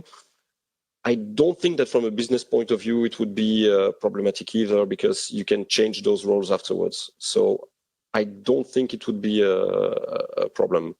Again, maybe my colleague Dave here has more experience with this kind of cases. Yeah, maybe I can chime in on these few points. So indeed, anybody can create a proposal and can add whichever pick they wish as a coordinating organization. We don't control that. And indeed, we have seen in the past, I don't know if it's still a common practice, but you do indeed have consultancy firms that assist with the preparation of proposals. And then, of course, the trick is at a certain point towards the end of the submission process, they will change the main coordinator from somebody within the consulting organization to the key contact in the coordinating organization. So yes, this is perfectly possible to do. This is no problem at all. As regards the question about the reorganization of the consortium, yeah, we had a problem with this with the first opening calls of the new MFF. I'm just in contact with my colleagues from the development team, and I hope to get back to you with an answer on when that should be fixed or when we think it should be fixed before then. And then there was the other question was about removing the rights of the main contact point from the coordinating organization. Again, this is very similar to the consultant company question. Indeed, you can change the main contact at any moment in time, but you always need to maintain a main contact in the coordinating organization. So you can add another contact and then you can flip them. So the added contact can become the main contact. If that answers those questions. Thanks a lot for the clarifications, Dave. And before I give you the floor, I will take a very last one and I will direct it to Attila, our chair. So it's about the gender equality plan, just to make sure that we have it correctly about this call, which will be published in, which the deadline is February 2022, is it binding? Thank you. Indeed, regarding the applicability and the validity of the criteria to have the gender equality plan, the answer is yes. So for all calls closing in 2022, it is applicable, and my colleagues already submitted this answer due to the importance we highlighted here, and I even asked my colleagues to add the question and the answer to our call page, because it's very important. It applies. However, if you succeed with your submission and your proposal is selected, you have still a leeway to exercise, because you will have to demonstrate the existence of your gender equality plan before the grant agreement signature. So there will be ample of time for you to make the plan and show that it is there, it is at hand. Now, why I'm asking already Dave, before I introducing him, he can make his preparation, because now we are moving to a live demonstration. I would like to give a reflection on the role of consultants. Personally, if I may give you an advice, when you are using consultants, they can perfectly work and support you offline. Why? If I would prepare a proposal, I would retain all rights in the preparation and submission. Whoever is helping you can do this offline. And now this is the moment I'm introducing formally Dave Barrett. Dave is working for the Common IT Service in the Common Implementation Service since ages inside DG R&I. Dave is part of the crucial team managing the submission tool. And here, again, not so anecdotically, I add that same tool and your experience, why it is worth to go along with the tool, because whenever you use this tool, you can use the same tool in other programs. We are supporting ample of programs, and now you see Dave's live presentation with a list of programs. So I have the pleasure to have you here. Dave, the floor is yours, please.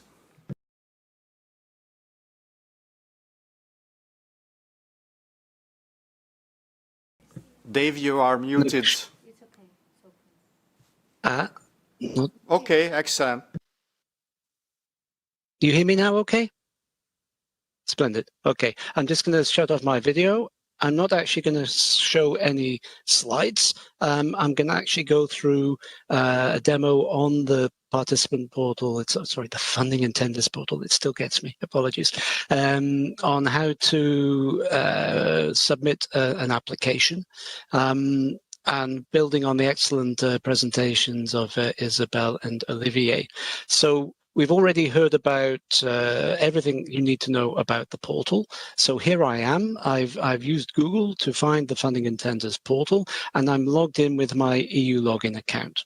So you put yourself in my shoes, or I put myself in your shoes. I'm looking to find a proposal for this CL, and the easy way to do this is you scroll down and you look at all the programs here. You pick the Horizon Europe. Now you could, for instance, just click here without any search parameters, but then you'll instantly see we have 839 results returned, which is too much.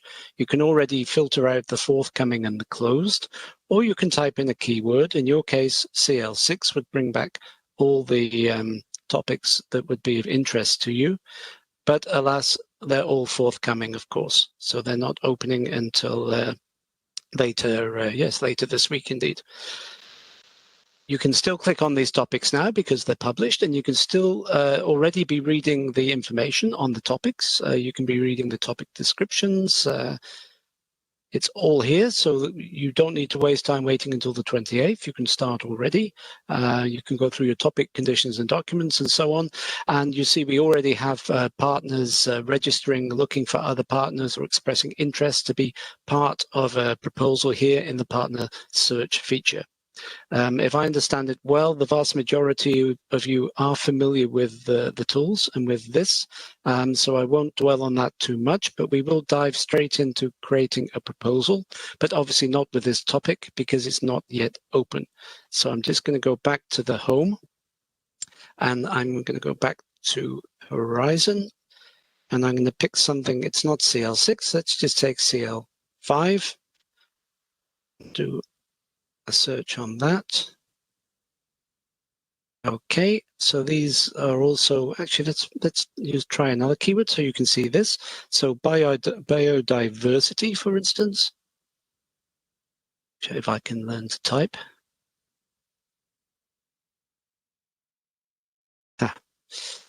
Live demos, it's always the same. It worked for me earlier. Okay, I'm just going to take this one then. But okay, you can search on whatever you wish. There will be relevant keywords that will be set up for the topics. So if you don't know the topic off the top of your head, you can search on keywords in the search box in the portal, and it will likely return what you're looking for. So here we have actually an open topic. So we've already looked at the general layout of how these topics look on the portal. So I'm going to skip through all of that and just go straight to the submission part. Okay. So first of all, you have to indicate that, yes, this is the type of action that I want to apply for, because that is important. You click the box and then you click on Start Submission. Again, it asks you to check, is this really what you want to apply for? Because if you spend a lot of effort making a proposal and apply for the wrong topic, that can be a big waste of everybody's time downstream. So it's very important that you do pick the correct one right off the bat. So when we come into the submission tool, we have a little bit of a wizard. So we start at the Create Proposal page. We've already done our login and we've already done our topic selection on the Funding and Tenders portal. So we're straight in at Create Proposal. You'll see that these screens have pretty much the same layout to each other. So in the top left, you always have the deadline. You always have a bit of call data, as we call it here. So it's Horizon CL5, blah, blah, blah. This is the topic. We have the type of action, and we have the type of model grant agreement. Then we have a section called Download Part B Templates. This is important. So when you click on this hyperlink here, it will download a zip file, which will contain the Word document that you need to save, or rich text format document rather, that you need to save locally on your computer, and then furnish it with the content of your proposal, save it as a PDF, and then re-upload it later on in the process. Some other calls sometimes ask for other documents. You can have CVs, you can have certain declarations of honor, you can have detailed budget table in some calls, so on and so forth. I believe for most of these calls, it's a relatively simple annex structure with just a Part B.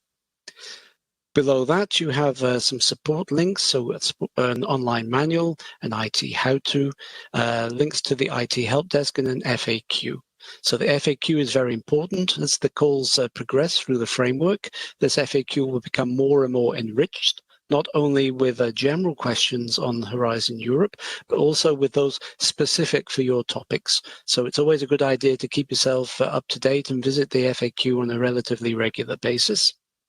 And then we have links to the service desk. There's an email link and a telephone link. This is for technical issues, and I cannot stress enough that at any moment in time you find yourself unable to work with the tools for whatever reason, contact these people. Okay, I always recommend that you send a mail so you have something in writing, and then call them.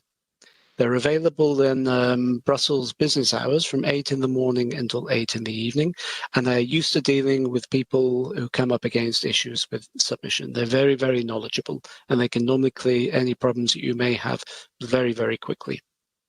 I hasten to add, we don't get so many issues these days since we stopped using the Adobe Forms in the submission process. Now everything is using a website, so it works on a very wide range of operating systems and browsers. So the old issues we used to have with the Adobe plugins is no longer there. There's a message at the top of the screen. Please submit your proposal at the latest 48 hours before deadline. This cannot be stressed enough. the tools allow you to resubmit the proposal multiple times prior to the deadline. So we always recommend you get your first good draft of the proposal, get it uploaded, and submit it so that you have something in the bag. What we see from time to time is people leave it and leave it and leave it, and then they're trying to do it on the final day or in the final hour for the first time. And then they do hit some kind of issue, which tends to be on their side and not on the Commission side, and then they don't get the proposal submitted in time. So just do not leave it to the last moment. Always submit a good version as soon as you can, and then return to it and refine it and resubmit as many times as you like prior to the deadline. So the first thing you need to do when you create the proposal is identify the coordinating organization, which most of the time will be either yourself or your organization. Yes, it can be that you're working with a consultancy firm that's doing it on behalf, in which case they will take your pick. In my case here, I'm going to take my test pick. And you see that the last 6 I've used or been associated with are pre-listed. So if you've used the tools before and you're working for the same organization, your pick will likely be this very first one, which is shown here. If you don't yet have a pick or you don't know your pick, then you can search for the organization. So we can search for, not sure Oxford is a great choice right now, but we can search for Oxford University and it will give back a load of hits for Oxford University. Okay, we would need to refine that. It gives you first back the first 9, and then you can click here to show the complete list or further refine the search. It's like a Google type search. It works very, very nicely. You can put in the company name, you can put in the town, you can put in the VAT number, and so on and so forth. If you don't find your pick, or you know that you don't have one, you can register one immediately by clicking here. Okay, I won't go through this process. Needless to say, it's very, very light and it's very, very fast because we do not validate the picks at this stage of the process. We only validate those that are likely to go forwards to start forming a grant agreement. So this process is kicked off towards the end of the evaluation session once we've established a ranking list and know who's likely to go forwards. So I'm just going to bomb out of there and go back to the proposal creation. I'm going to take my pick. It will furnish the pick and the name here. And then you identify the roles. So you have 2, indeed, as Olivier talked about, a main contact and a contact person. Most of the time, you will be the main contact here. If you're working on behalf of, say, a professor in a university, maybe you will be assisting and you will be the contact person. But in the first instance, make yourself the main contact, and then you can flip those roles later in the process. We ask for a proposal acronym. That's basically a simple name that you can use to identify the proposal for yourself. And we ask for a short summary here, which is commensurate to an abstract. And this acronym and this short summary, these get pushed forward into the Part A structured form, where they can be adapted later. Now, if we save and go to the next step, it will say, first of all, be aware that the organization you've chosen will be informed. And indeed, the LEA of a pick added to a proposal receives a notification that they have been added to a proposal to try and avoid people putting in blue chip companies into their consortiums where they haven't sought permission, because this has happened in the past. And then we get a general boilerplate set of terms and conditions, which you need to basically agree with to go forwards to create a proposal. Okay, we don't read through them here. You can read through them for yourselves when the time comes. The only thing we have here, there's a choice as to whether you want to hide all of your what we call pre-registration data prior to the deadline or not. So pre-registration data is this information you see here on the screen that was entered, and some information on the consortium structure that you enter. This is normally made available to commission officials prior to the call deadline. So just those commission officials that have access to it, by the way, so the call coordinator typically. But none of the proposal information is available until after the deadline. But it's very helpful information to see the consortium structure, because it can, first of all, help in trying to pick the right type of experts to be used in the evaluation, but it can also help us identify potential conflicts of interests of experts working in the evaluation. So given the choice, we prefer that this information is available, but if you don't want to show it for whatever reason, you can choose to obfuscate it, and it won't be visible to the call coordinator until after the deadline. So this is how you create a proposal, and I'm not going to go forward to this one here because I have a relatively limited time. I'm going to now go back to one that I prepared earlier. So if I was to click OK here, the proposal would be created. We'd receive a draft proposal ID, and we would move on to the consortium screen. Okay, but I'm not going to do that. You just have to imagine that's what I've done, because I'm going to bomb out of here. We see we're back on the participants funding and tenders portal. My goodness, 3 or 4 years later, and I still use the old terminology. And then we can go to the My Proposals tab. So remember, I am logged in under EU login. Okay, so when I click on My Proposals, it will take me to all the proposals I have ongoing, and some of the most recent ones historically. You see, I have quite a few. Because of course I'm always playing around in sessions like this and doing some testing, and it might be difficult to find your proposal, but you've got a nice filter up here, and this was a CL5, I believe it was. Yes, so there we go. Here's one I prepared earlier, as they say. Okay, and from here you have different actions. So I could, because it's still a draft proposal, I could choose to delete it if I wanted to. Or I can choose to edit the draft, which is obviously the action we're going to take now. And voila, we're into this proposal I created earlier. If it was a new proposal we created, we would have landed on the participants page. Okay, so after we had create proposal, we go to participants. And as you can see here on the left, it's all exactly the same. You've got the call data, you've got the proposal data now, you've got the Part B templates. Don't forget you download a zip with the documents you need to complete and re-upload, and you've got all your help. Okay, so if you ever get stuck, you've got lots and lots of help. It's not so difficult. Huh? It's quite intuitive. We get hundreds of thousands of people using this tool every year, and yeah, there's maybe some that struggle, but most don't. Most find their way quite easily, I think. Okay, so here we have the coordinating organization. Okay, now, yes, indeed, as was asked earlier, in the old days, you could maybe drag and drop this partner up and make that partner become the coordinating organization, or change the consortium structure by doing that. This isn't working right now. I've checked with the development team while we were talking, and they don't yet have a release date for that. So I don't expect it within the next 2 or 3 months, okay? So it will be fixed, but it's not on the radar. Well, it is on the radar, but it's not ready yet. Okay. In this consortium, I've added a partner, an associated partner, and an affiliated entity against the coordinating organization. Okay, so these are also new features in the new MFF that we didn't have in Horizon 2020, the ability to add this information to the structured proposal. Previously, it was part of the narrative proposal, the Part B.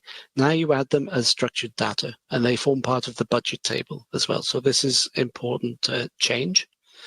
Also, as was mentioned by Isabel, this call requires at least 3 participants from different EU member states and associated countries, and currently you have 2. So I have my Belgian organization here, and I have a Danish organization here.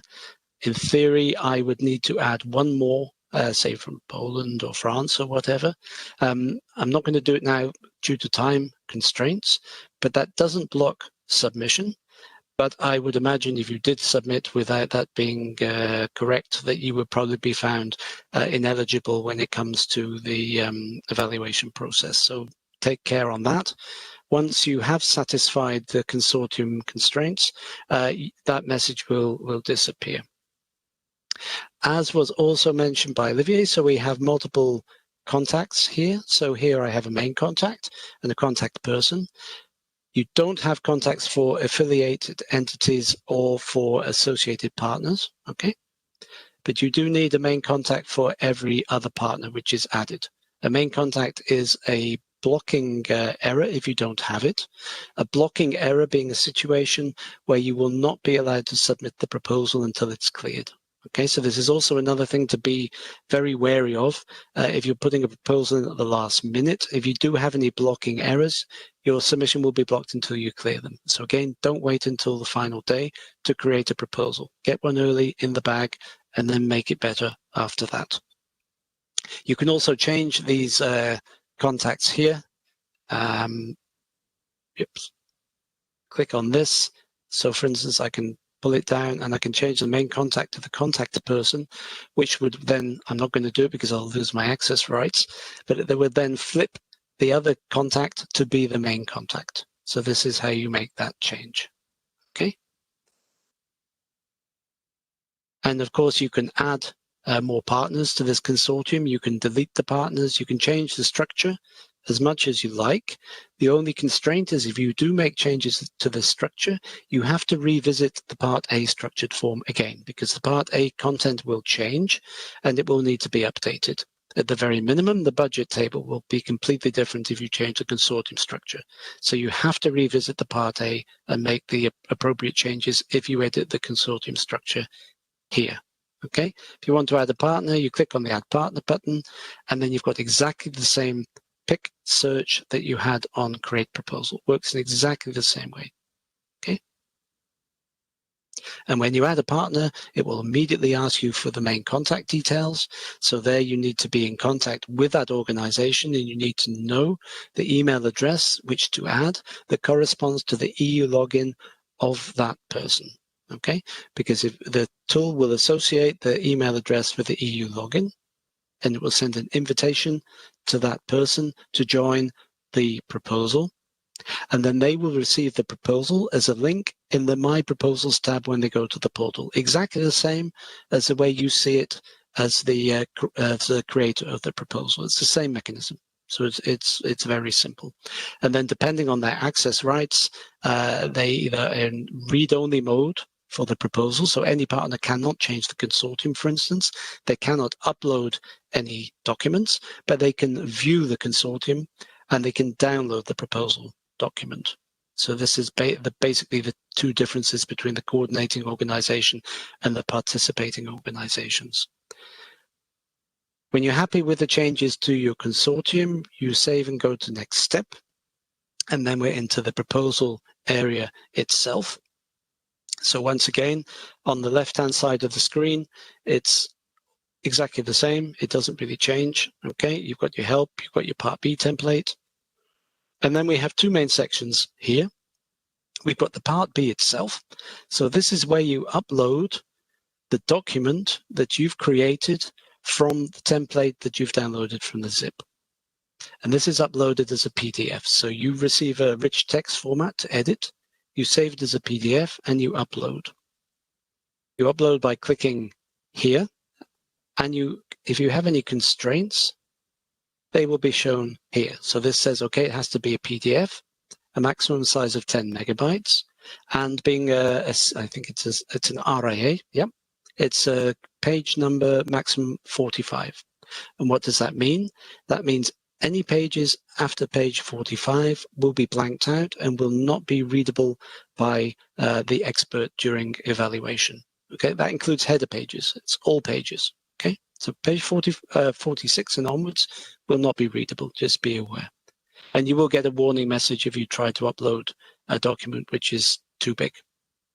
So I'm going to upload a random document just to show you the process. This is not a proposal, and we don't check the content. So I just take this one.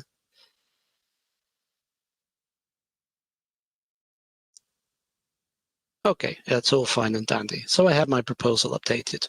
The other section, obviously to create the proposal itself, and the content of the proposal is the bulk of the work.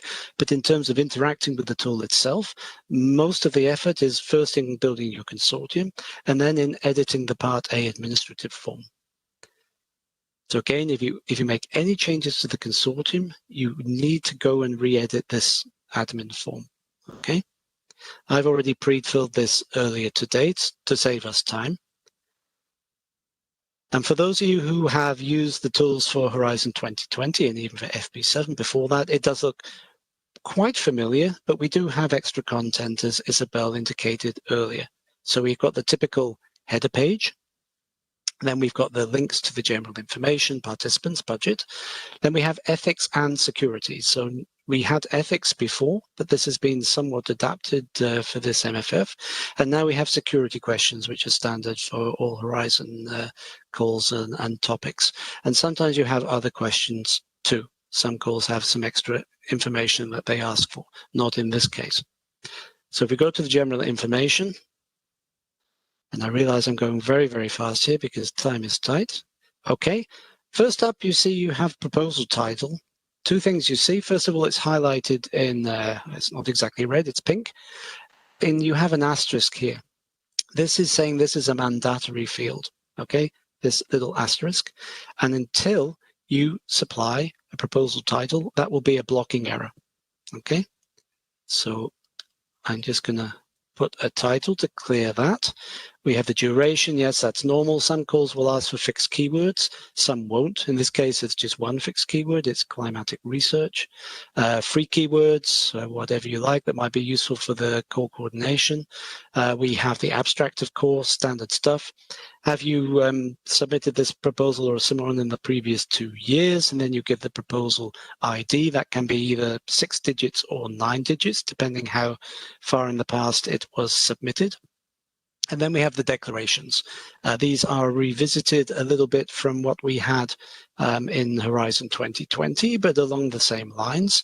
Again, you see we have 2 levels of errors here. We have the red one and the yellow one. I'm going to leave those in place so you can see the behavior of the form later on. But suffice to say that the red, again, it's a blocking error. You see the asterisks, it's mandatory. The yellow is a warning condition, which means, okay, you're missing something. This could be a problem going forwards, but it's not going to block your submission. I mean, the advice is to clear all of the warnings anyway, just to avoid any doubt. That's common sense, but you will not be blocked. So these are your declarations. Okay, I'm not going to read through them. We're more on the mechanics of the submission right now. Then you have your participants and contacts, and I think this is one of the areas where we see the most changes in Horizon Europe. So we have the 4 different contacts from the consortium, one of which was associated and one was affiliate, of course. If we look at the coordinating organization's information, so at first glance, it looks almost identical to what you may have seen in previous years. So the information received from the registry, again, it's still the same. So you have, if you have a department, you can indicate it. Main contact person, we ask for a bit more information. Important to know here, if you're not used to this process in the past, if this information, so that's my name, Dave Baird, and my email address at the Commission. If this is wrong, you cannot change it here, but you need to change it in the consortium setup in the tool. So you need to change the contact points there, because this changes the access rights to the proposal. So you cannot change it within the form itself. You always go back to the application to make those changes. We ask for some information that we don't store otherwise in the tools. And then we have the first part of the new information, so the researchers involved in the proposal. So as Isabel said, this is not researchers in making the proposal, but the researchers in carrying out the project as and when it gets granted, okay? So you can add as many as you like here, and it's pretty self-explanatory. Obviously over here, if you have an org ID or a researcher ID, then you add those there, or if you have another reference. And then the other new section here is the role of the organization in the project. So this was a coordinating role, so it'd be normal perhaps that they're doing the project management and the communication, dissemination, and so on. But you have many other roles to be indicated that will be used in reporting later on. And then we have a section where we ask for publications or previous projects or activities or any other significant things that we should know at this moment in time. So these three sections are new. So again, if you're new to the whole process, yes, okay, you need to look at these and understand them. If you've proposed previously under Horizon 2020 or FP7, you need to allow a little extra time to complete this information. So just be aware on that. Okay. Now let's take another of the participants. Let's take, cannot remember if this was affiliate or associate off the top of my head, but in either case, we ask less information in these cases. So here I said there was no department. You can flip that if you like. And the information we ask is quite minimal. But here we are asking for the researchers, but we don't ask about, no, sorry, I'm confusing it with the other one. Bear with me a sec.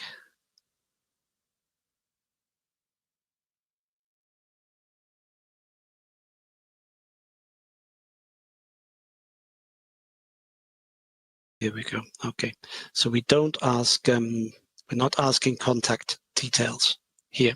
Okay, so for affiliate and associates, we don't ask for the extra contact information that we ask for partners and the coordinating organization. That's normal. So don't think, oh my God, it's missing in the form. It's correct. So you need to supply your extra information for your consortium and then complete your budget table. There's also slightly different rules, different information depending on the status of the participant. So for associated partners, there's no requested budget. Okay. There's only the income generated by the project. For the other partners, you have the usual type of, this is of course a cost category budget table, which I think will be the same for all the CL6 calls, that they're CSAs, RIAs, and IAs. It's always a cost category budget. So we have typical ones, personnel, subcontracting, costs, travel, so on and so forth. You have a summary for each participating organization, with the exception of associated, of course. And this derives a maximum EU contribution. Okay. Now you see here, we have a maximum EU contribution of 7,000, but I've requested 7,001. This is a warning error. It won't block you, but again, it's highly irregular to request a higher amount than is allowed. So if you do get this situation, I trust you would remedy it. Even this case where the total requested amount is correct, because here I asked for less, it's not a correct situation. So you would want to adapt that. This is a 100% funding rate. Other calls maybe have a 70% or maybe a mix of 70% and 100% depending on the organization type. So we've completed our budget table. And again, I'm flying through this because I think I'm nearly out of time. And then we have the ethics. Again, those of you who've been here before will be familiar with this. It's a bit more expanded. We have a lot of subcategories. So again, take your time to go through it and complete it correctly. Again, we have a warning here because we're missing a page number. Again, if you are doing any activity that involve any of these potential ethical issues, you need to indicate which page on the proposal they are discussed. Make it easier for the evaluators. Okay, and then you have a declaration. And then we have a self-declaration on the ethics. This is new. This has moved out of the part B into the part A. Otherwise, the content is the same, but it's just in a different place now. And then we have some security questions. These were rather limited in the previous MFF to certain calls and topics. Now they're standard for all Horizon topics. So this needs to be completed as well. Again, this is new. You probably haven't seen it before. So take your time to read through it carefully and make sure you answer it correctly. And then we have the other questions. In the case of this topic, we don't have any content, so not applicable for this topic, and we're done. So we can save and close this form.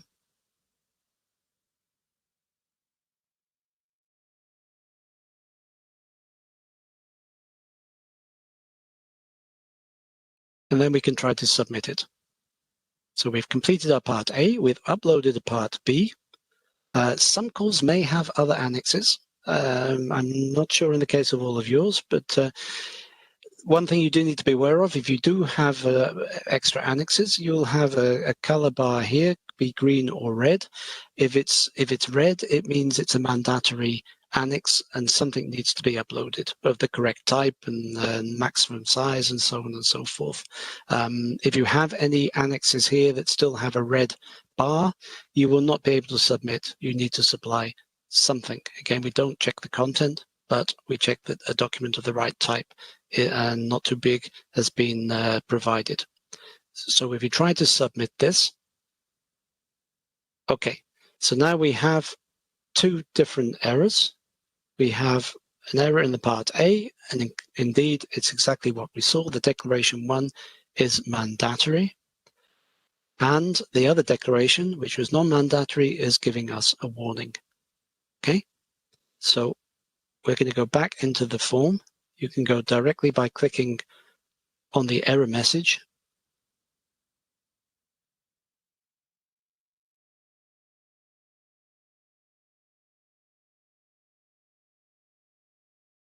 Okay, we're going to clear that. I'm going to leave the warning. So now we have no blocking errors on this proposal.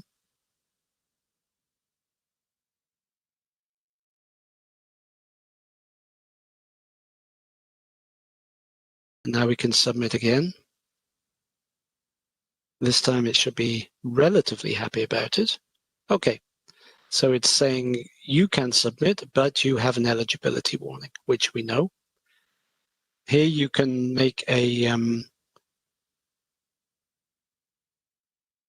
sorry, I had a call coming in, excuse me. Apologies for that. Here you can make a comment as to why you're submitting with an eligibility question. So this was a test proposal. And that information will be available to the core coordinator after the deadline. And voila, we have submitted. So what you receive now is you receive a final proposal ID, okay? And should the proposal go forward to be granted as a project, this number remains for the lifetime of the project as well. So it's an important number. From here, you can update the proposal again. After a short while, you can download the signed combined e-receipt version of the proposal that Olivier talked about. It can take a couple of hours or even up to a day to generate, depending on the load on the system at the time, because it's quite an intensive process. Or you can withdraw the proposal. So let's say you've made a mess of it and you want to start from scratch, or you just change your mind, or you see you've applied for the wrong topic or whatever, you can withdraw the proposal here, which is what I'm going to do because this is a production call. Okay. Otherwise, it will go through to evaluation and I'll get shot by the call coordinator. Okay. So then if we go back to the My Proposals, we do a refresh.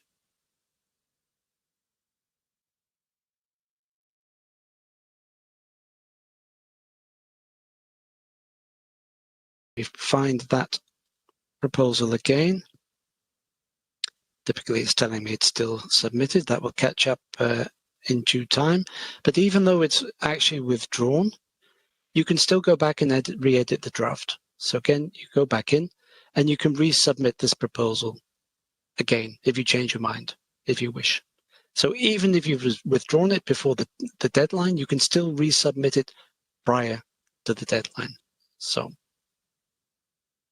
okay. I think that was it. Sorry, it's a hell of a lot of talking in, yeah, slightly more than 25 minutes. Apologies. It was as quick as I could be. So, do we have any questions? Dave, thank you very much. Let me emphasize what Dave showed you is in production. So we are in a live stream of a web-only event, but you have seen there is not a test environment, is not a demonstration environment, but the real production of the portal and the submission tool. Thank you, Dave. Stay for a while. I think we have time for 3 questions. Colleague, the floor is yours. Colin, please. Thank you, Attila. So I'll take the 3 questions.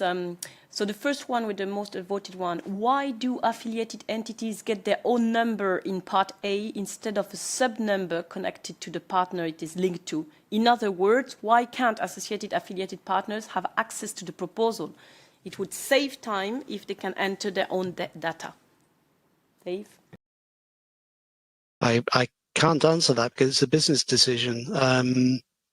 I don't know if Isabel is still around. She might know the answer to that one. Otherwise, I can ask a question and provide an answer afterwards. Okay, Dave. Isabel, are you still with us? I don't think so. Dave, could you please stop sharing your screen? Then we will be able to visualize the questions. Yes, apologies. No Yeah. problem. Okay, so we keep this question definitely for after. In another question for you, Dave. In the A forms, special characters cannot be used. This is a problem. Example, articles have special characters in title. Will this be solved? It depends what special characters. I believe we're using an encoding system called UTF-16, which allows, for instance, for Cyrillic.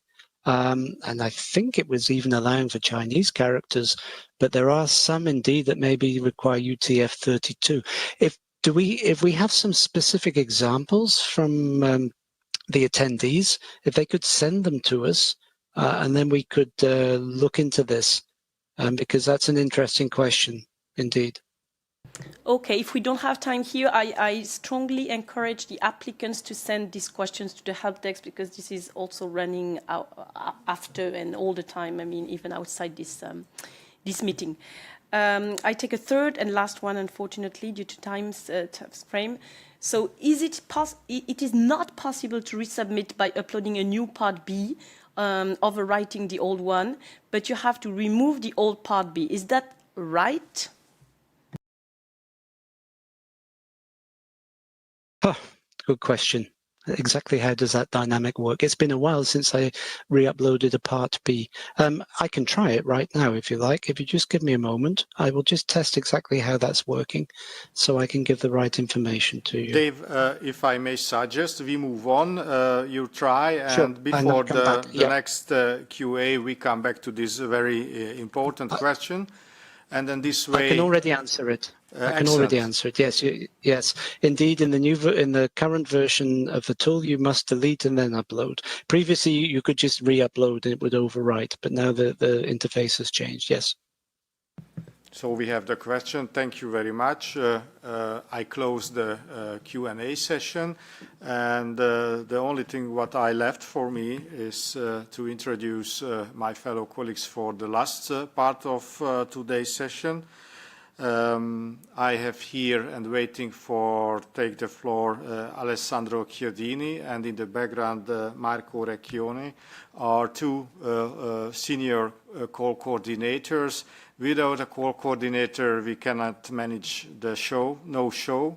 So we started today with a bird's eye view, and now we go to the very details, and Alessandro will tell you some golden rules that you need to observe. Alessandro, the floor is yours, please. Very much, Attila.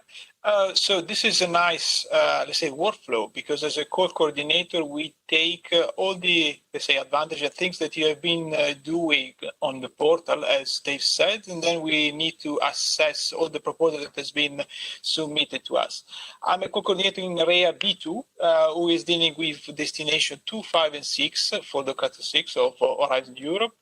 And then with this, we can go to the next slide, please. So my presentation is about to say some tip and tricks that we have collected through the years, and due to mistake of your fellow colleagues in submitting proposal, and then we would like to give you some tips in order to better prepare for the submission of proposal. And then in the slide before, you have seen some housekeeping rules, but there was this announced before. So if you have any question, use the slide.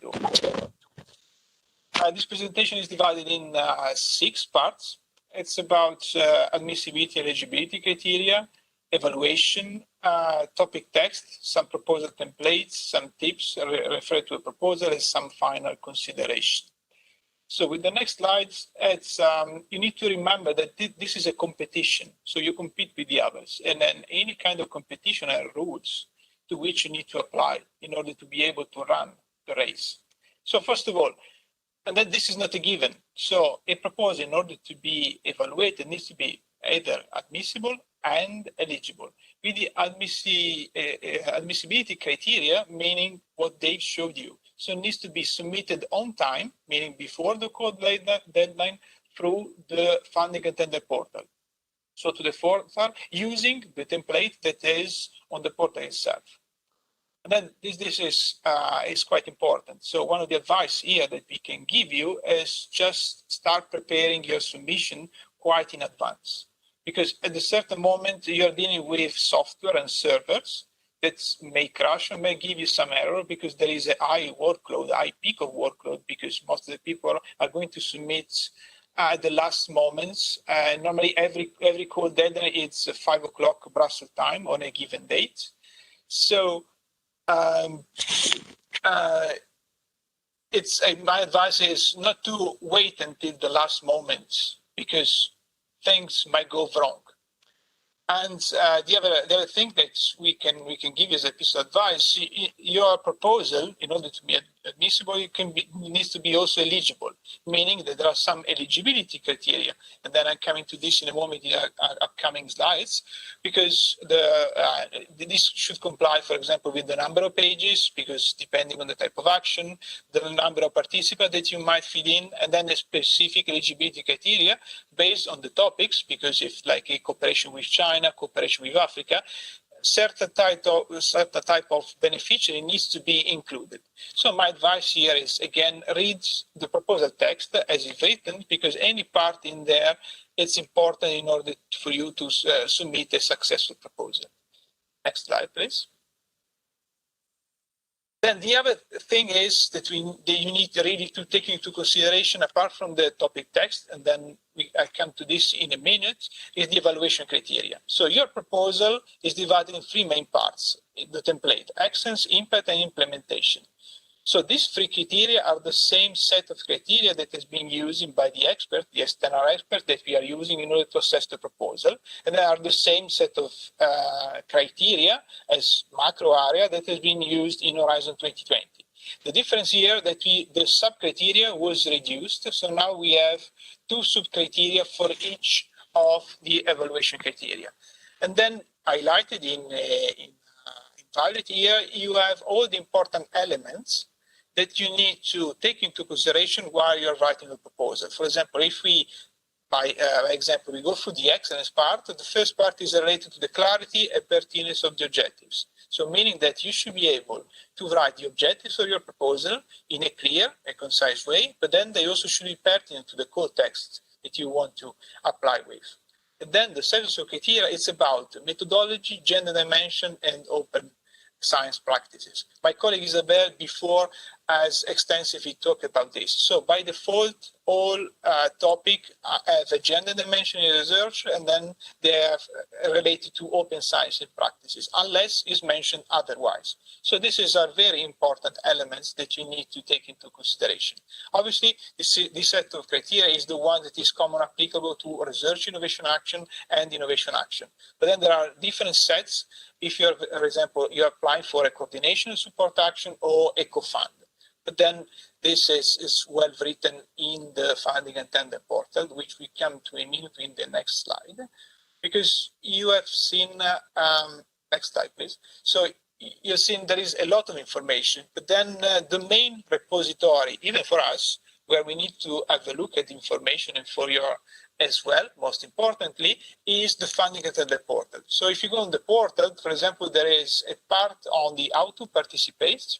You click, there is a drop-down menu, and then there are references documents. You see at the bottom of the pages, I've copy and pasted all the important information that you might want to retain about your call, your application, anything. So we start, for example, from the legislation, so the funding legislation for Horizon Europe in this case, all the work program and the call documents. So you have all the documents related to any kind of call submitted under Horizon Europe. All the grant management, even in there you have some templates about what could be your grant management and contracts if you be successful. The last three are very important because there are guidance on Horizon Europe submission proposal, the templates and form, that basically what they show you before, the part A and part B, and also are related to the funding and tender portal. Next slide, please. Obviously, the last part of this, you see the highlighted in yellow is support. There is an FAQ session that is constantly updated based on the question that we're going to receive, and then there is a service that is called the Research Inquiry Service that is posting on the funding and tender portal all the answer to the query that you have. And then if you click on support and then you go on the FAQ, you can filter by FAQ related to keywords or related to a specific call or a specific aim.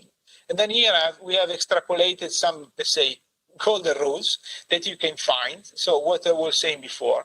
So submit a final version of your proposal several days before the deadline. So do not wait the last minutes. Avoid editing your proposal by more than one users.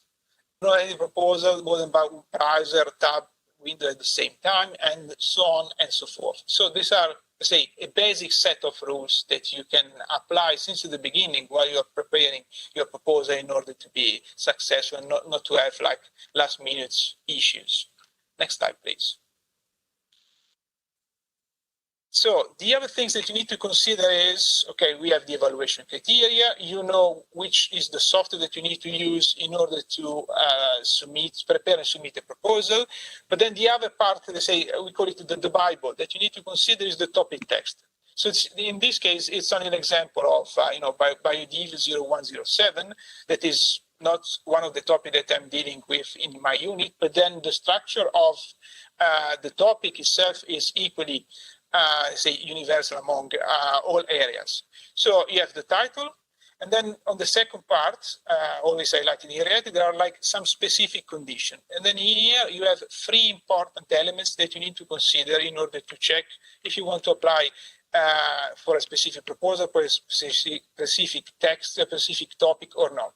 You have the expected contribution per project, and then in this case you see that there is 8 million, although with allowed outcomes more than 8 million, but then the indicative budget is also 8 million. This what does it mean? That the pots of money related to this topic is only 8 million, so we can only finance one proposal.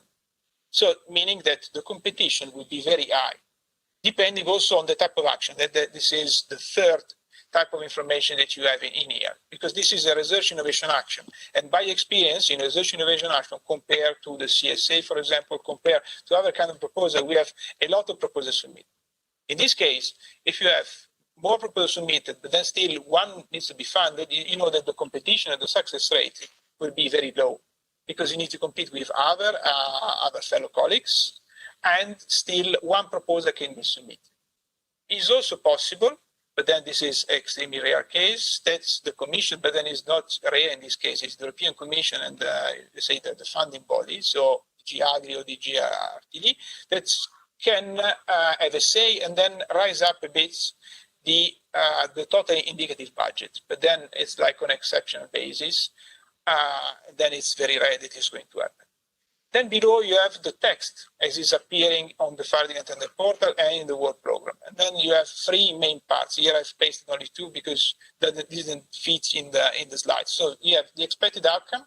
So what's the results of the proposal are supposed to say something about, and the scope. So the scope basically is the issue that the European Commission in this case has identified that you need to solve with your proposal. And then later, the last part that is not here, they're like specific conditions for the topic, but then this is very specific to some sort of topics, and then there are the expected impact later. Next slide, please. So here we are coming to the other part of the presentation. So Isabel talked briefly about the proposal template. Here, I wanted to give you an example of what was the proposal template in Horizon 2020, so on the left side of the screen with the Horizon Europe one. As you can see, it's reduced a bit, also because we have reduced, and then we are coming to this in the next slide, the number of pages that has been allowed for this proposal. So, and the arrow are red for the excellence, impact in blue, and then the green is the quality and efficiency of the implementation. And then I have pointed out which is the correspondent. If you were used to submit proposal under the Horizon 2020 framework program, what is the correspondence parts of the templates where you should fill in the information? And then one of the most important part is this, what they have highlighted on the right side is the summary of canvas. And then this is related to the pathway to the impact, where you can have some example where you need to show exactly what is the impact of your projects as per the expected outcome listed in the topic text, but also, and then we will see later this, compared to the destination, to the impact of the destination that's been your proposal is submitted to. Next slide, please. And then here again, just to refresh your mind, is a comparison of what was the page limit for research innovation action in Horizon 2020 versus Horizon Europe. So you see that is almost half of it. Then for your information, if you exceed the 35 pages, for example, in this case for RIA and IA, so research, innovation, action, all the page in excess will be watermarked and then will be not considered as assessed by the external expert. So there will be like blank pages with a watermark which says excess. So even the experts are not able to see what you have written from page 46 onwards, for example. And there is only one recommendation here. So there is one recommended text that is Times New Roman's font size 11. This is the minimum that can be used in order to be also readable and accessible by the other experts. We have been cases of, say, coordinator and beneficiary who used smaller font size, especially for captions of table and figures. And then what we did in that case is we asked the coordinator in this case to resend us in another version of the proposal with the correct font size for caption and figures. Because someone may use font size 2-3 in order to fit everything in the 45-page limits. But then this is not the right approach to do. I mean, you should be able to describe what you intend to describe within the page limit that has been given to you. Okay? Next slide, please. So, coming to the end of this part of the presentation, so some tips. So, remember that the call is there because there was an extensive, let's say, co-creation process about to identify what is the issue and what could be the problem to this. And then this is the topic text itself. And then you, as coordinator, as beneficiary, you should propose in your proposal, in your projects, the solution to this problem. So this needs to be well kept in mind. So it's crucial for you, for us as well, because we need to assess it, to understand, identify, and demonstrate where your proposal fits. And also how the idea is linked to the expected impact or outcomes as outlined, for example, in the work program. So you are still parts of a bigger picture This I will show you later in the upcoming slides. Next one, please. So, again, for me, the take-home message for me at this point in time of the presentation is to, okay, you start preparing your proposal because you have a great idea. You contact your beneficiaries, you start preparing your consortium, and then everyone puts in there and merge bits and pieces of contribution of each one there. But then what I would advise you is, in the middle of the process, you start again thinking about what is the solution that you're going to propose, and then if what you would like to do, and then to be funded, basically, it's according to the right approach. So start asking yourself some questions.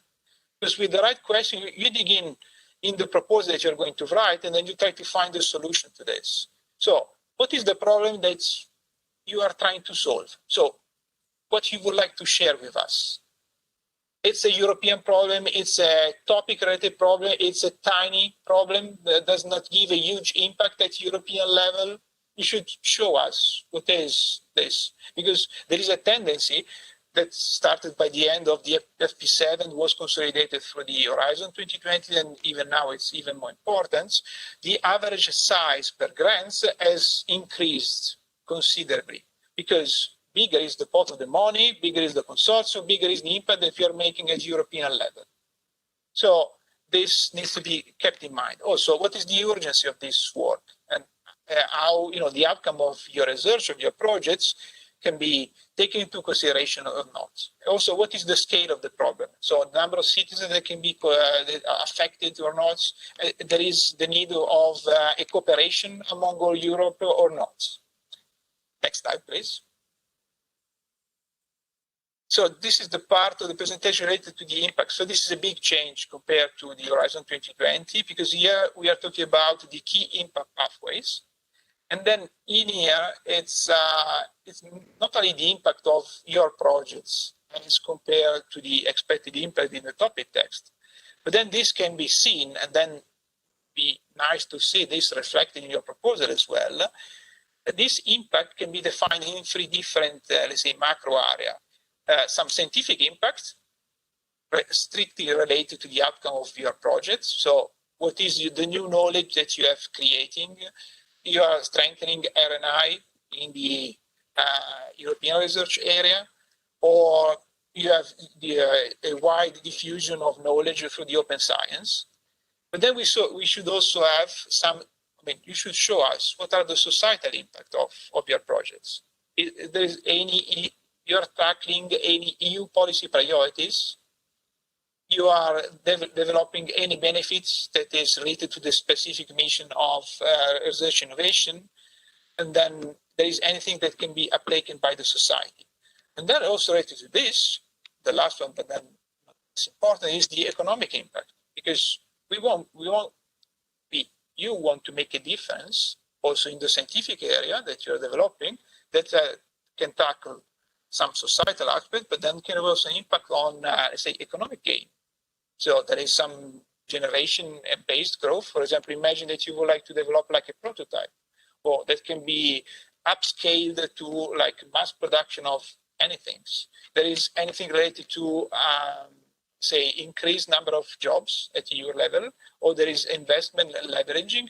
This could be put as well in your proposal, because you need to remember that this proposal will be assessed by external experts. So you should convince these external experts by reading your proposal that this is the real added value. Obviously, always as compared to the topic text, because this needs to adhere in there. Next slide, please. And then this is the bigger picture that I was talking about. So this is only a visual aids of what you're going to do. So if we start at the bottom of the slides, and then this is also shown in a similar way what Isabel was highlighting before. So you have your expected outputs at proposal level, so at project level, that is linked to the deliverable that you're going to make. So this is fine, but then this leads to some expected outcomes that are related to the topic. So what is the issue, the problem that you are trying to solve with your deliverables? Also, this should be linked with the expected impacts that are listed at the destination level. Then these impacts are also listed in your topic text as well, in the same pages. But at this, and then we are going bigger and bigger, there is a strategic plan by European Commission, because the big boss above my heads, they have identified several topics in R&I because they would like to solve like a bigger picture, bigger issues. So what are the key strategic orientation to support R&I that can lead to the EC policy priorities, always related, for example, to the destination where your topic is there in this submission. So this is the bigger picture that you need to have in mind while you are investing your time and resources in writing a proposal. I compare this when you're doing like a PhD. So when you're writing your PhD thesis, you have your topic that is a tiny little piece of the research innovation of your research that you're doing. But then if you can expand this to the bigger picture that you might have in mind, this will benefit also for the reader, because the reader needs to be convinced of the impact, of the wider impact of your application, of your proposal or not. So next slide, please. So some tips again for this part. So the results of the proposal should create an impact at a EU level or beyond. This can include a wider long-term effect on society, economics, and the creation of jobs and so on in any scientific field. Also, the most important part, this should be quantified. I mean, it's nice to have expected impact. It's nice to show that you are going to achieve something, but then this should be measurable somehow, because otherwise you cannot convince anyone that you're going to do what you're supposed to do. And then can be also, so you need to have some quantification methods of the expected impact that you would like to achieve, and then some methods where you would like to maximize the impact. And then how you maximize the impact of your proposal through the means of dissemination, communication, and exploitation measures. And then there is a specific slide related to this later on.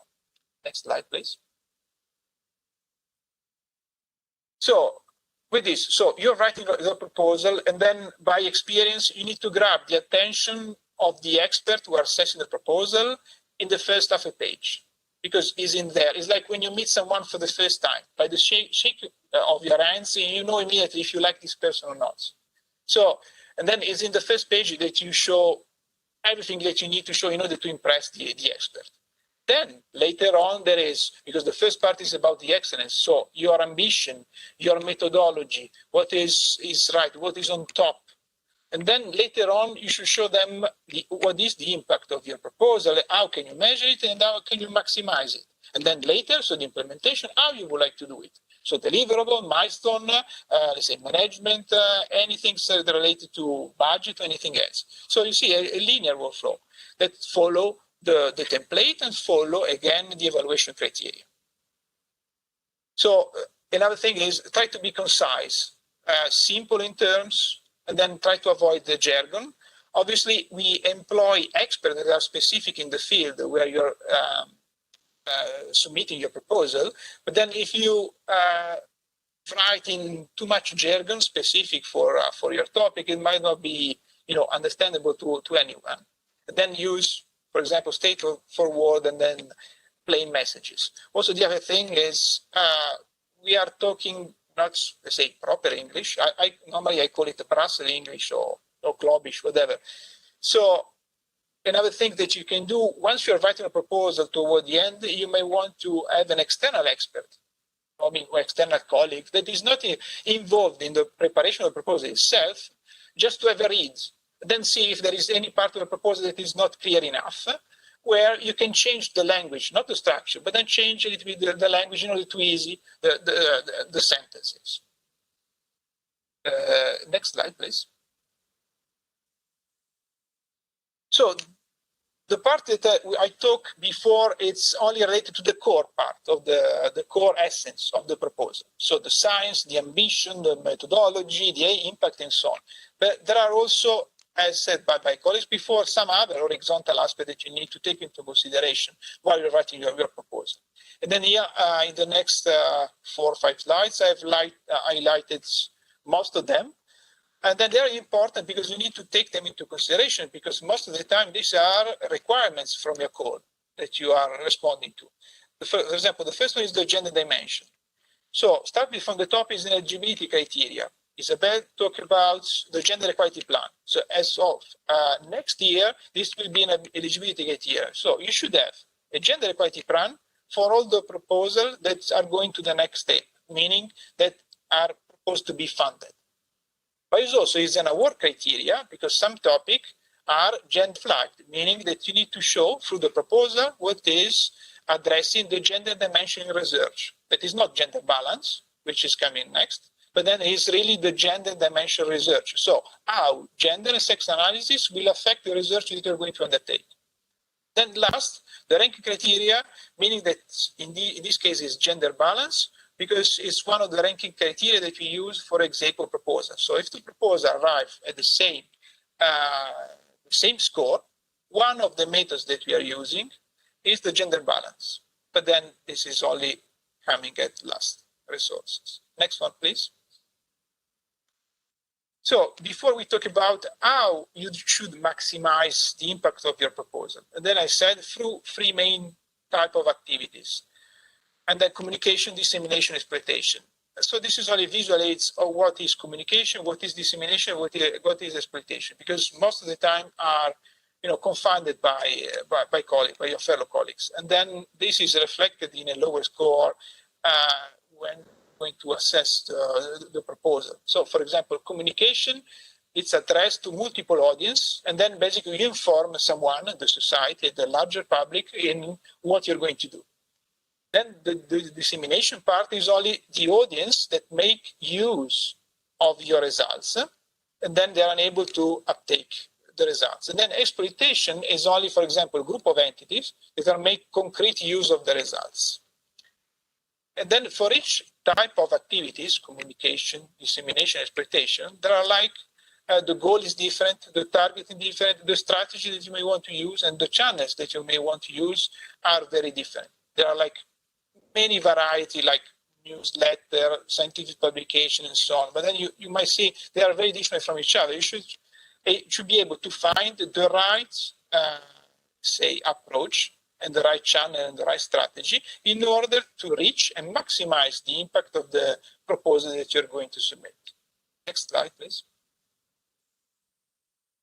One other horizontal aspect that became very prominent in Horizon Europe is the open access. So you have some, mandatory practices and some recommended practices. So here in the next two slides, we talk about the open access. Then it's not only open access to publication. So I mean, the first part is related to each scientific publication that you're going to develop through your projects need to be open access as of the beginning. So there should be no embargo period anymore. And then this is also evaluated when we're assessing the publication. So next one, please. But then this is not only the scientific publication developed during the project, it is also about the research data. So all the data that you are using and then you're going to develop through your project should be easily accessible through for example, the FAIR principle. Then this is related also to the implementation part, because you should have a data management plan that is a deliverable, that is compulsory to be there at month 6, for example, of each project that is funded, but then needs to be revised from now on and then, because you need to show us how you would make a data management plan. And then normally there is a task for one of your fellow colleagues in the beneficiary that is taking care of this data management plan. That is the data management, let's say, officers, and then is appointed specifically in order to write this data management plan and taking up to date from the beginning until the end of the project. And then again, but then this is per se, so your research should be reproducible. And then this is, again, when I show you the bigger picture. So in order to be reproducible, because other experts might want to have access to the information and then redo the example, redo the exercise that you're doing, maybe in a different manner in order to obtain a greater impact. And then this needs to be there as well. Next slide, please. So finally, one of the last horizontal aspect that we would like to highlight is the multi-actor approach. So even this one, if it's not especially mentioned, most of the topic, especially in our destination, are flat multi-actor. What does it mean? For example, the first on top, you have a definition on multi-actor. And then it's on page between 1921 of the annexes of the work program. But then it's not, it's an integral part of the topic, and then it's counted as one of the, on the criterion. And for example, in the impact for multi-actor project, it's an outcome that is more demand driven. So it's not only, how many beneficiaries from different, let's say, aspects from different fields you are putting together in the proposal, but then it's the, let's say, co-ownership and then co-creation as of the beginning of the projects, especially as of the preparation of the proposal and until the end. Next slide, please. And then in this, based on the definition that you find in the work program, what I would like to stress is, in the definition especially said the co-ownership, co-creation process, but then one important part is 7 and 8 is related to the practice aspect. So these practice aspects are really also abstract that can be submitted on the common IP format on the DG Agri website in order to solve the practical issues related to anything that you are going to create on with your proposal. And then a proposal can be scored lower if you don't show that you're going to develop a sufficient number of practice aspects, for example. And then this is related to the operational groups that are under the IP Agri framework. Next slide, please. So this final 3 slides is the final consideration. So it's really the take-home message that we can have identified in the past years in order to find prepare and submit a successful proposal. So in the next one, we go through excellence. Yeah. So define your key objectives. You need to be ambitious. This is fine. It's always cool to be ambitious, but you need to be realistic as well. You need to choose your methodology and show us that your methodology that you're going to choose is working. If you have any network that was previously involved in a similar topic or solving a similar type of issues, please put this in the proposal as well. Try to be accurate and concise as per the jargon, terminology, English, Globish that we talked before. And then if you have any issues, try to contact your NCP that might be able to help you as well. As for the impact, next slide, please. So take into consideration all the expected impacts. So all the topic that has been in the work program has several expected impacts between 5, 3, 6, 10, whatever the number is was decided by the current DG. And then you should be able, unless it specifies otherwise, that you should meet all the expected impact. And again, all the outcomes as listed in the top in the mission and in the destination level. Then also this, again, I'm repeating myself, needs to be quantified and measurable. For example, I put some commercialization, some business model, engage the end user as of the beginning, and then this is related to the multi-actor approach, and develop an excellent dissemination plan in order for the uptake of the results. Ask for the external advice. This is what I told you before about having like a fresh read of your proposal by an external expert, a colleague, a friend that was not involved in the preparation itself. And then again, last but not least, contact your NCP. Next slide, please. So some final consideration implementation is put a precise planning. So most of the proposal, I think all of them, they have a Gantt chart. So this should be well informative enough about the time frame and timeline of your proposal. And then this should be coherent with the plan that you're trying to do. Well-timed tasks and activities. Also the budget is important, needs to be justified. Also you need to show us your complementary expertise between members of the consortium. And then again, last but not least, contact your SCPs. If you have any issues, you would like to know more about the topic, I was written if you have any issues related to the preparation of the proposal itself. And I think that's it. Thank you for your attention. Thank you, Alessandro. We have time, some questions. I know that in the background, our colleague Marco answered several questions in written, but we would like to highlight still a few. Column, please. Yes, Marco, I invite you for the question and answer. So we have 3 here. So one on artificial intelligence. How is the technical robustness to be demonstrated? Are there any protocol or methodology or recommendations that should be followed? Marco, please, the floor is yours.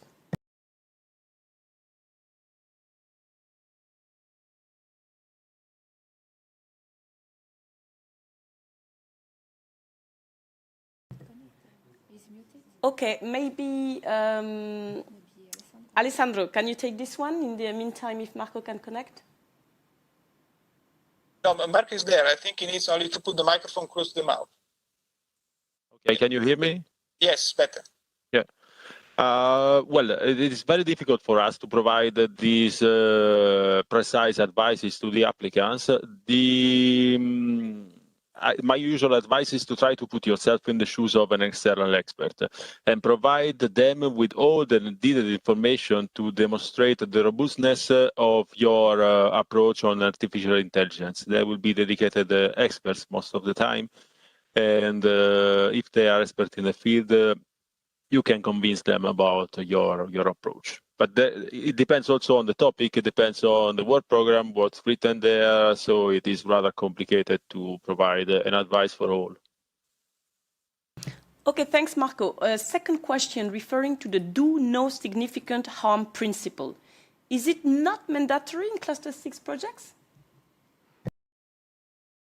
Well, in the template for Cluster 6 proposal, there is a part in which researchers, they can specify and provide information about this do not significant harm principle in order to provide indications that they will not produce this significant harm with their proposal. However, this will not be evaluated by the external experts. So the proposal will not be ranked by following this principle. And so it really depends on the proposal writer, whether they want to provide some information or not, but this will not be evaluated. Okay, and the last question is a more general one, but I think it's important for everybody to know about it. There is apparently under Horizon Europe, there is not a specific section for letters of support where you can put these letters of support. So is it the case for now, Horizon Europe, or how can applicants do that? Me, I was co-coordinator in Societal Challenge 5 in Horizon 2020, and additional annexes with the letter of supports were disregarded. Experts were given instruction of not to evaluate a proposal looking at those letter of supports unless specifically asked. The topic was specifically asked for, and this is the same case for Horizon Europe. So we don't need a letter of supports, to be honest, and there is no need to provide any. Very clear. Thank you so much. Attila, I give you the floor to close the meeting. Thanks. Thank you, colleagues. This is the moment to wrap up. So first, a few words to thank to those who made this happen. I go with reverse order. Marco, Alessandro, thank you for your presentation and contribution, for Dave for the live demo, Olivier for the excellent presentation on the portal, and for the insights on Horizon Europe. We also thank to Isabel. I have a special thank to share with our audience. I had a dream team here supporting the whole event. Thank you, colleagues, and thank you, colleagues of DG Interpretation, the conferencing team, and the support we received. This is very important because we had some high peaks in terms of visits and those who followed us. So those who followed us, thank you very much for joining us, for being with us. Very important, our closing message. Take your time, read all information sources. Please don't forget, anytime you can contact your national contact points, the NCPs. They have first-hand information to share with you. They organize at member state level, even local workshops and information sources. And let's not forget about the brokerage event we will have tomorrow. So if you enrolled, be there. I just learned that there are also figures showing record-breaking participation in the brokerage. And not last but certainly least, at least for today, I wish to all of you excellent health in these days and best of luck with your application. And I hope to see many of you in our next event that we will be dedicated for those who succeed in this competitive run and will be invited to grant preparation. Again, thank you for your attention and keep up the great work. It was a pleasure to have this event shared with you. Thank you.